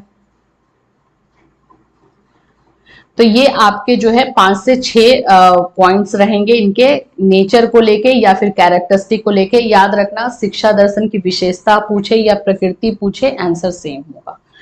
अभी यहाँ पे देखो शिक्षा दर्शन के उद्देश्य क्या है, तो अभी उद्देश्य 2 तो मैंने आपको बता ही दिया था। शिक्षा दर्शन के अर्थ को स्पष्ट करते हुए बोला गया है कि शिक्षा दर्शन और शिक्षा शास्त्र का विषय अंग और दूसरी ओर यह दर्शन एक व्यवहारिक रूप है। इस स्थिति में शिक्षा दर्शन के 2 प्रकार के लक्ष्य होते हैं, एक तो दार्शनिक यानी फिलोसॉफिकल एंड एक शैक्षिक यानी कि एजुकेशनल। चलो शैक्षिक पहले देख लेते, पहले दार्शनिक देख लेते हैं। दार्शनिक लक्ष्य के अंतर्गत शिक्षा दर्शन में शिक्षा की समस्या एवं तथ्यों आदि का दार्शनिक दृष्टिकोण से विवेचन किया जाता है। जो इसके लक्ष्य होते हैं 2 तरह के होते हैं, एक होता है दार्शनिक और एक होता है शैक्षिक। दार्शनिक यानी फिलोसॉफिकल, शैक्षिक यानी एजुकेशनल। फिलोसॉफिकल जो इसके उद्देश्य होते हैं उसके अंतर्गत क्या होता है कि एजुकेशन, देखो मेन पॉइंट तो भाई एजुकेशन ही है, तो एजुकेशन की जो भी समस्याएं होती हैं, जो भी उसमें प्रॉब्लम्स निकल कर आते हैं, उसको जो देखने का तरीका होता है, उसको जो सॉल्व करने का तरीका होता है वो फिलोसॉफिकल होता है, वो दार्शनिक दृष्टिकोण से किया जाता है। ठीक है, और शैक्षिक उद्देश्य में क्या हो जाता है, बिल्कुल शिक्षा के दर्शन से होगा। शैक्षिक उद्देश्य के अंतर्गत शिक्षा दर्शन में शिक्षा से संबंधित समस्त बातों का विवेचन होता है। इस रूप में शिक्षा दर्शन का उद्देश्य शिक्षा की विधि प्रणाली से होता है। अब इसमें जो हम शैक्षिक उद्देश्य में जो देखते हैं वो एजुकेशन के दृष्टि से देखते हैं, एजुकेशन के सिस्टम से देखते हैं, एजुकेशन का जो भी सिस्टम होता है उसके अकॉर्डिंग देखते हैं। तो ये दो तरह के जो है उद्देश्य होते हैं। अब आप सोचो कि जब आप एग्जाम में इतना डिटेल से लिखोगे तो टीचर तो समझ जाए। अब देखो उद्देश्य आता है तो जनरली हम पॉइंट्स बना करके लिख देते हैं, भाई ये उद्देश्य है, शिक्षा के समस्याओं को समझना, शिक्षा के समस्याओं को सॉल्व करना, यही शिक्षा दर्शन का काम है। लेकिन जब आप इतने डिटेल से लिखोगे तो टीचर को तो पता चलेगा ना कि हाँ भाई इसको नॉलेज है, तो अब इसको डिटेल से लिखने के लिए थोड़ा सजा दो। सजाओगे कैसे? शिक्षा दर्शन के उद्देश्य जैसे आप लिखोगे तो इसको दो इस तरह से जो है बना देना एरो। एक में लिखना यहाँ पर दार्शनिक, ठीक है, और इसमें लिख देना दार्शनिक वाला, और हिंदी में मैं नहीं लिख पाऊंगी अभी, और यहाँ पे लिख देना इसको शैक्षिक वाला। तो इस तरह से करके और उसके बाद से दोनों को नीचे एक्सप्लेन कर देना, तो थोड़ा सा आपका आंसर भी एनहेंस हो जाएगा और वो देखने में भी अच्छा लगेगा और टीचर को पता चल जाएगा इस बच्चे को नॉलेज है। अब हम आगे बढ़ेंगे। दर्शन का क्षेत्र शिक्षा, scope of philosophy of education, शिक्षा के अंतर्गत अपनाए जाने वाले सिद्धांत, विधियां, विश्लेषण इत्यादि सभी दर्शन के विषय हैं। अतः शिक्षा दर्शन का क्षेत्र अत्यंत व्यापक है। शिक्षा दर्शन यानी एजुकेशनल फिलॉसफी का जो क्षेत्र है काफी व्यापक है कि उसमें हर चीज, एजुकेशन से रिलेटेड हर चीज को किया जाता है। शिक्षा दर्शन के क्षेत्र की व्याख्या प्रस्तुत करने में एडलर का शैक्षणिक क्रम वर्गीकरण सहायक है, क्योंकि इसमें हमें शिक्षा के मुख्य विभाजन के साथ साथ शिक्षा दर्शन की इन क्षेत्रों में भूमिका की व्याख्या भी प्राप्त होती है। एडलर महोदय ने 4 प्रमुख शैक्षणिक क्रम को स्वीकार किया है। स्व अनुभव यानी कि सेल्फ एक्सपीरियंस के द्वारा, फिर उसके बाद शिक्षा द्वारा निर्मित स्वभाव यानी शिक्षा संबंधित व्यक्तिगत अंतर, और संस्थागत तथा संस्था विहीन शिक्षा। ये एडलर का दिया हुआ 4 है। इन चारों को यहाँ पे एक्सप्लेन किया गया है। इसको एक बार देख लेना, ये उतना इंपॉर्टेंट नहीं है लेकिन फिर भी मे बी शॉर्ट में आ जाए। ये आपको जब मिलेगा तो एक बार पढ़ लेना। अब आते हैं शिक्षा और दर्शन में संबंध, एजुकेशन एंड फिलॉसफी में क्या रिलेशन है। जो हमने ऊपर में देखा था वो छोटा सा था, उसको यहाँ पे लॉन्ग में आपको दिया गया। इसको हम लोग एग्जैक्टली हमें जो है शॉर्ट में आएगा तो इसी तरह से लिखना है। दर्शन का शाब्दिक अर्थ क्या है? दर्शन अंग्रेजी भाषा के फिलॉसफी शब्द का रूपांतर है। इस शब्द की उत्पत्ति ग्रीक के 2 शब्द फिलोस तथा सोफिया से हुई है। फिलोस का अर्थ क्या है? प्रेम तथा अनुराग, और सोफिया का अर्थ है ज्ञान, यानी कि प्रेम और अनुराग के द्वारा जो है ज्ञान की प्राप्ति। लॉन्ग क्वेश्चन कितने पेज में होना चाहिए? देखो लॉन्ग क्वेश्चन, चलो एक बार क्वेश्चन देख लें। आप लोगों ने क्वेश्चन देखा था कि नहीं? थोड़ा सा क्वेश्चन देख लेते। देखो एक क्वेश्चन आपका आता है कितना? 15 नंबर का, 15 मार्क्स का, राइट। तो 15 मार्क्स के लिए कम से कम आप अगर हम इसको 1/3 डिवाइड करते हैं तो 4, मतलब 4 से 5 पेज जरूर लिखना। 4 से 5 पेज, ठीक है, ये काफी होगा। 4 to 5 पेजेस इसके लिए आपको लिखना पड़ेगा। और यहाँ पर आप लोग का क्वेश्चन मैंने इसमें पहले एक्सप्लेन करवा दिया है, तो इसको आप लोग बाद में देख लेना। इसमें ज्यादातर क्वेश्चन जो है एजुकेशन से था, इसलिए हम लोग अभी एजुकेशन कर रहे हैं। एजुकेशन से क्वेश्चन ज्यादातर रहता है, एंड देन उसके बाद से हम बाकी सारे टॉपिक को देखेंगे। Okay okay okay okay.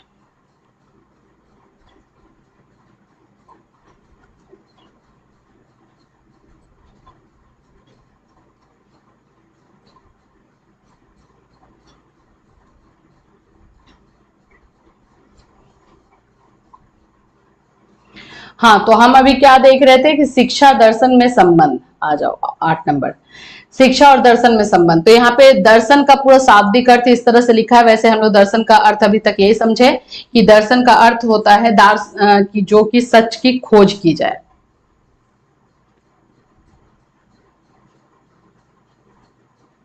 तीन सोनम राजपूत का है कि स्वतंत्रता प्राप्ति के बाद अब तक कितनी नेशनल एजुकेशन पॉलिसी की घोषणा की गई है मैम? ये क्लियर कर दीजिए। 3 1992 में जो आया था वो एजुकेशन पॉलिसी नहीं आई थी। 1986 वाले को मॉडिफाई किया गया था। बच्चे इसीलिए कंफ्यूज होते हैं और 4 बोलते हैं। ये कौन बोला? कार्तिक बोला मैं 3 पेज में निपटाऊंगा, तो टीचर भी जो आपको 10 मार्क्स में निपटा देगी। जब मार्क्स देने की बात आएगी 15 मार्क्स का होगा तो टीचर भी आपको 10 मार्क्स में निपटा देगी, है ना। ठीक रहेगा, आप निपटाना, टीचर आपको निपटाएगी। तो यहाँ पर जो है इन दोनों के रिलेशन को अच्छी तरीके से दिखाया गया है। जो व्यक्ति ज्ञान को प्राप्त करने तथा नई नई बातों को जानने के लिए रुचि प्रकट करता है तथा जो कभी संतुष्ट नहीं होता उसे दार्शनिक कहा जाता है। सिंपल। अभी हम लोगों ने एक लाइन में तो यही समझा कि जो सच की खोज करते हैं। अंशिका रो रही है, नेट खराब हो गया। विशेष तथा अधिक प्रत्यक्ष रूप में दर्शन का अर्थ अमूर्त चिंतन करने के उस प्रयास से है जिसके द्वारा आत्मा, ईश्वर, प्रकृति तथा संपूर्ण जीवन का रहस्य उद्घाटन किया जाता है। अगर हम बात करें ना तो फिलॉसफी में होता क्या है कि मोस्ट ऑफ लोग जो है ईश्वर से कनेक्ट करते हैं। इसलिए करते हैं क्योंकि हम यूनिवर्स को जानना चाहते हैं। भाई ये ब्रह्मांड बना कैसे है, इसके पीछे चल क्या रहा है, अभी कौन एलियन है, कहाँ पे कौन सा ग्रह चल रहा है, कैसा है, ये सब के लिए हम लोग क्यूरियस ज्यादा रहते हैं।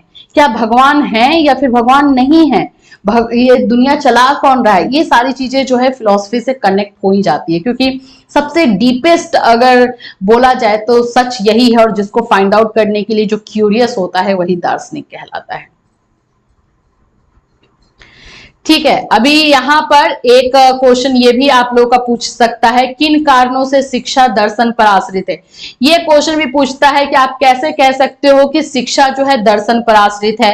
कैसे आप बोलोगे कि एजुकेशन, शिक्षा जो है शिक्षा और दर्शन के में जो है घनिष्ठ संबंध है और शिक्षा जो है दर्शन के बिना पॉसिबल है या नहीं, क्या आप कह सकते हो। इस तरह के क्वेश्चन जो है घुमा फिरा करके आपको 50-60 नंबर के लिए बस यही चाहिए। दर्शन जीवन के उस वास्तविक लक्ष्य को निर्धारित करता है जिसे शिक्षा को प्राप्त करना है। शिक्षा एक चेतन तथा स्वैच्छित ऐसी प्रक्रिया है जिसको उचित रूप से संचालित करने के लिए उचित मार्गदर्शन के शिक्षा अपने लक्ष्य को कदापि प्राप्त नहीं कर सकती।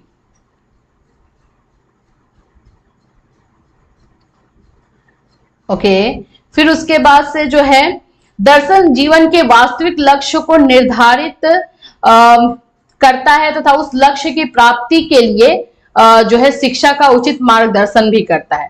देखो एजुकेशन जो है, ठीक है, एजुकेशन जो है उसका काम है सच को सामने लाना। सेम चीज जो है फिलॉसफी का भी है, दर्शन का भी वही काम है कि सच को सामने लाना। अब क्या है कि एजुकेशन में यानी शिक्षा में बहुत सारी समस्याएं होती हैं, बहुत सारे प्रॉब्लम्स होते हैं, तो उसकी वजह से जो है उसको सच को सामने लाने में दिक्कत होती है। तो ये फिलॉसफी क्या करता है कि फिलॉसफी जो है उसको हेल्प करता है सच को सामने लाने में। कैसे हेल्प करेगा? पहला तो है कि शिक्षा की समस्याओं का समाधान निकालेगा। पहले तो उसकी समस्याओं का पता लगाएगा, फिर उसकी समस्याओं को समाधान अपने सिद्धांतों पे निकालेगा, फिर उसके बाद से जो है उसको मार्गदर्शन करेगा कि रियली में उसको करना क्या है, एजुकेशन सही तरीके से कैसे चल सकता है। तो ये सारी चीजें जो कौन करता है? फिलॉसफी करता है। इसीलिए एजुकेशन कहीं ना कहीं जो है फिलॉसफी पे डिपेंड हो जाता है। दर्शन शिक्षा के विभिन्न अंगों को प्रभावित करता है। अब फिलॉसफी जो है एजुकेशन के बहुत सारी चीजों को प्रभावित करता है, जैसे उसके उद्देश्य को प्रभावित करता है, उसके काम करने के तरीकों को प्रभावित करता है, उसके टीचिंग मेथड को प्रभावित करता है। तो ऐसे करके जो है दर्शन बहुत सारी चीजों को प्रभावित करता है। यहाँ पर देखोगे महान दार्शनिक, महान शिक्षा शास्त्री भी हुए हैं। इतिहास इस बात का साक्ष्य है कि प्रत्येक समय के महान दार्शनिक ही महान शिक्षा शास्त्री हुए हैं। मतलब जो फिलोसफर, बहुत बड़े बड़े फिलोसफर हुए हैं, वही जो है एजुकेशन को जानने वाले नॉलेजेबल पर्सन भी हुए हैं। अभी यहाँ पे शिक्षा दर्शन है, एजुकेशन फिलॉसफी है, उसी के बारे में जो हमने ऊपर में पढ़ा, लेकिन इसको अलग से आपको लॉन्ग के लिए लिखा गया है। ये लॉन्ग में आपको इतना आपको पढ़ना है। मेन पॉइंट का मैं डेफिनेशन आपको समझा दी हूँ, इसको अब लॉन्ग में लिखने के लिए आपको इतना यूज करना पड़ेगा। अब ये सारे छोटे छोटे जो है आपको वेरी शॉर्ट में पूछे जाएंगे। दर्शन तथा पाठ्यक्रम क्या है, या फिर इसको जो है आपको शॉर्ट में भी पूछा जा सकता है। मतलब फिलॉसफी एंड करिकुलम में क्या संबंध है, क्या करिकुलम बनाते समय हम लोग फिलॉसफी पे ध्यान देते हैं? कैसे ऐसा करते हैं क्या? बिल्कुल करते हैं। हम जब भी करिकुलम बनता है, जब भी सिलेबस बनाया जाता है, करिकुलम बनाया जाता है, तो उस देश के, उस कंट्री के जो है बहुत सारी चीजों को ध्यान में रखा जाता है। उसके सिविलाइजेशन को, उसके कल्चर को ध्यान में रखा जाता है, उसके थॉट प्रोसेस को, उसके सोचने के तरीके को, उसके नजरिए को ध्यान में रखा जाता है। तो पाठ्यक्रम के द्वारा किसी अमुक तथा सामान्य एवं संतुलित विचारधारा के अनुसार जीवन के लक्ष्य प्राप्त करने के लिए लोगों को विचार को परिवर्तित किया जाता है। अब लोगों के सोच को जो है हमें चेंज अगर करना है या लोगों के सोच के अनुसार जो है करिकुलम बनाना है, तो ये तो एक दूसरे पे डिपेंड करेगा ही ना। अगर हम करिकुलम बना रहे हैं तो सामने वाले लोगों की सोच को तो हम ध्यान में रखेंगे कि भाई हमें करिकुलम उनके अनुसार बनाना है, या फिर जो है जहां पे गलत है उनकी सोच उसको हमको चेंज करना है, तो उसको हम चेंज भी करिकुलम के माध्यम से कर सकते हैं। तो ये एक दूसरे के जो है बोल सकते इंप्रूव करने वाले लोग हैं। अगर जो है लोगों की सोच में प्रॉब्लम है तो उसको चेंज करेगा करिकुलम ही। अगर करिकुलम में प्रॉब्लम है, करिकुलम जो है उस इसके अनुसार होना चाहिए, इसके सोच के अनुसार भी होना चाहिए। अतः शिक्षा के उद्देश्य की भांति पाठ्यक्रम का निर्माण भी दर्शन के अनुसार ही होता है। जिस देश में जिस समय जैसी विचारधाराएं, आकांक्षाएं तथा मान्यताएं एवं आदर्श प्रचलित होते हैं, उन्हीं के अनुसार उस देश की पाठ्यक्रम का निर्माण किया जाता है। उसके अंतर्गत उन्हीं विषयों को सम्मिलित किया जाता है जिनके अध्ययन करने से उस देश तथा समाज की तात्कालिक आवश्यकताएं पूरी हो जाएं। किस विचारधारा के अनुसार पाठ्यक्रम में कौन कौन विषय को सम्मिलित किया जाएगा, इसके लिए जो है आपको अलग पढ़ना पड़ेगा, तो वो हम लोग अलग जाएंगे। तो यहाँ पे आप लोग समझ लो कि दर्शन तथा पाठ्यक्रम में जो है एक दूसरे में घनिष्ठ संबंध है जो कि हमें दिखाई देता है।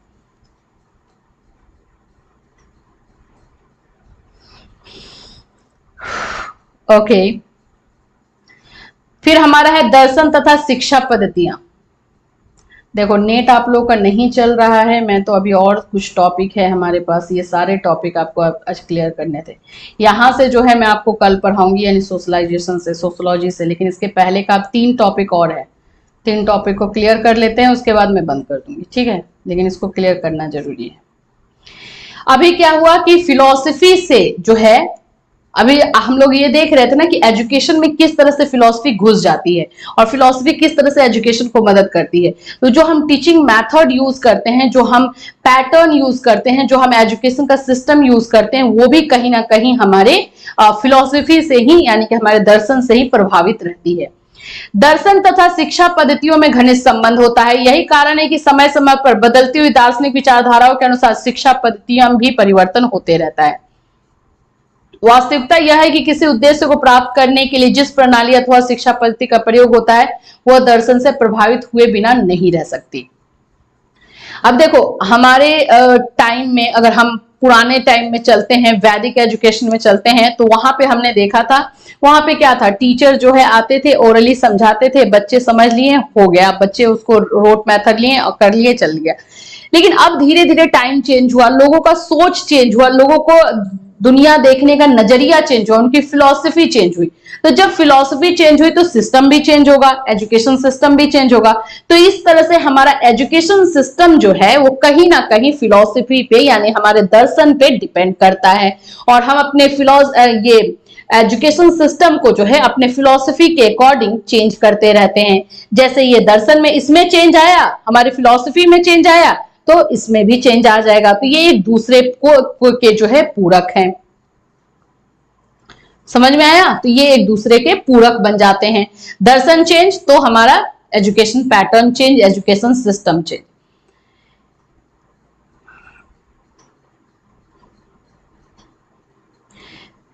प्रकृतिवाद विचारधारा के अनुसार पाठ्यक्रम में अपेक्षा बालक को अधिक महत्व दिया जाता है।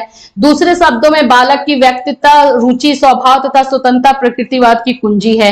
इस विचारधारा के अनुसार अनुयायियों का अटल विश्वास है कि बालक के सम्मुख पाठ्यक्रम को प्रस्तुत करते समय स्वतंत्र वातावरण प्रस्तुत किया जाए तथा ऐसी शिक्षा पद्धतियों को अपनाया जाए जिनमें बालक का स्वाभाविक विकास हो सके। इसमें सबसे ज्यादा जो है प्रकृतिवाद वाले लोगों का, यानी कि नेचुरलिज्म वाले लोगों का जो है थॉट या विचार ज्यादा ये अप्रिशिएट किया जाता है, क्योंकि इसमें जो है चाइल्ड सेंटर एजुकेशन की बात है। बच्चे की रुचि, बच्चे की इंटरेस्ट के अकॉर्डिंग जो है बोला जाता है कि एजुकेशन सिस्टम को बनाने के लिए जो कि फिलॉसफी के अकॉर्डिंग बनाया जाता है। अब आ जाइए दर्शन तथा अनुशासन, ये भी बहुत इंपॉर्टेंट है। फिलॉसफी एंड डिसिप्लिन, दर्शन अनुशासन के स्वरूप को निश्चित करता है। दर्शन यानी कि हमारी फिलॉसफी जो है अनुशासन यानी डिसिप्लिन के पूरे बोल सकते हो कि नेचर को निश्चित करता है। दूसरे शब्दों में अनुशासन पर दार्शनिक विचारधाराओं का गहरा प्रभाव पड़ता है। वस्तुतः यह ही कि स्कूली, अभी देखो अब इसको मैं थोड़ा सा एग्जांपल से आपको समझा रही हूँ। जैसे कि पहले क्या था कि पहले के लोग क्या सोचते थे, उन लोगों का सोच क्या था, उन लोगों की दर्शन क्या थी, उन लोगों की सोच ये थी बच्चों को मारो पीटो तो वो समझेंगे, बिना डर के जो है बच्चे नहीं सीखेंगे। पहले के लोगों का सोच था, ये उनका दर्शन था, तो उसके अकॉर्डिंग जो है वो डिसिप्लिन में रखते थे। अब धीरे धीरे लोगों का सोच चेंज हुआ, लोगों की फिलॉसफी चेंज हुई, लोगों का दर्शन चेंज हुआ, तो अब के अनुसार बोला जाता है नहीं, बच्चों को जो है प्यार से समझाया जा सकता है, डरा करके नहीं समझाया जा सकता। तो इनकी फिलॉसफी चेंज हुई, इनका सोच चेंज हुआ, तो यहाँ पे डिसिप्लिन भी चेंज हो गया। तो ये एक दूसरे से इस तरह से कनेक्टेड हैं, ये आपको बताना है, ठीक है। बाकी यहाँ पे एक्सप्लेनेशन है।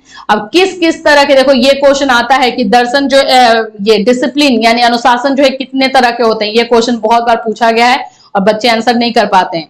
तो एक जो होता है दमनात्मक अनुशासन, जिसमें डरा करके धमका करके बच्चों को मार पीट करके रखा जाता है, ये दमनात्मक हुआ।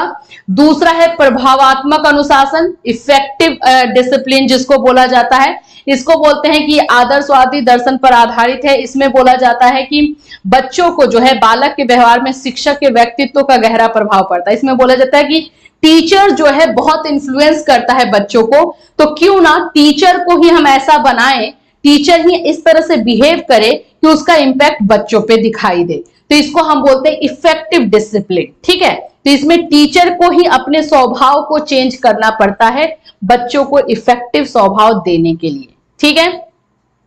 तो ये एक दमनात्मक हुआ, इफेक्टिव हुआ।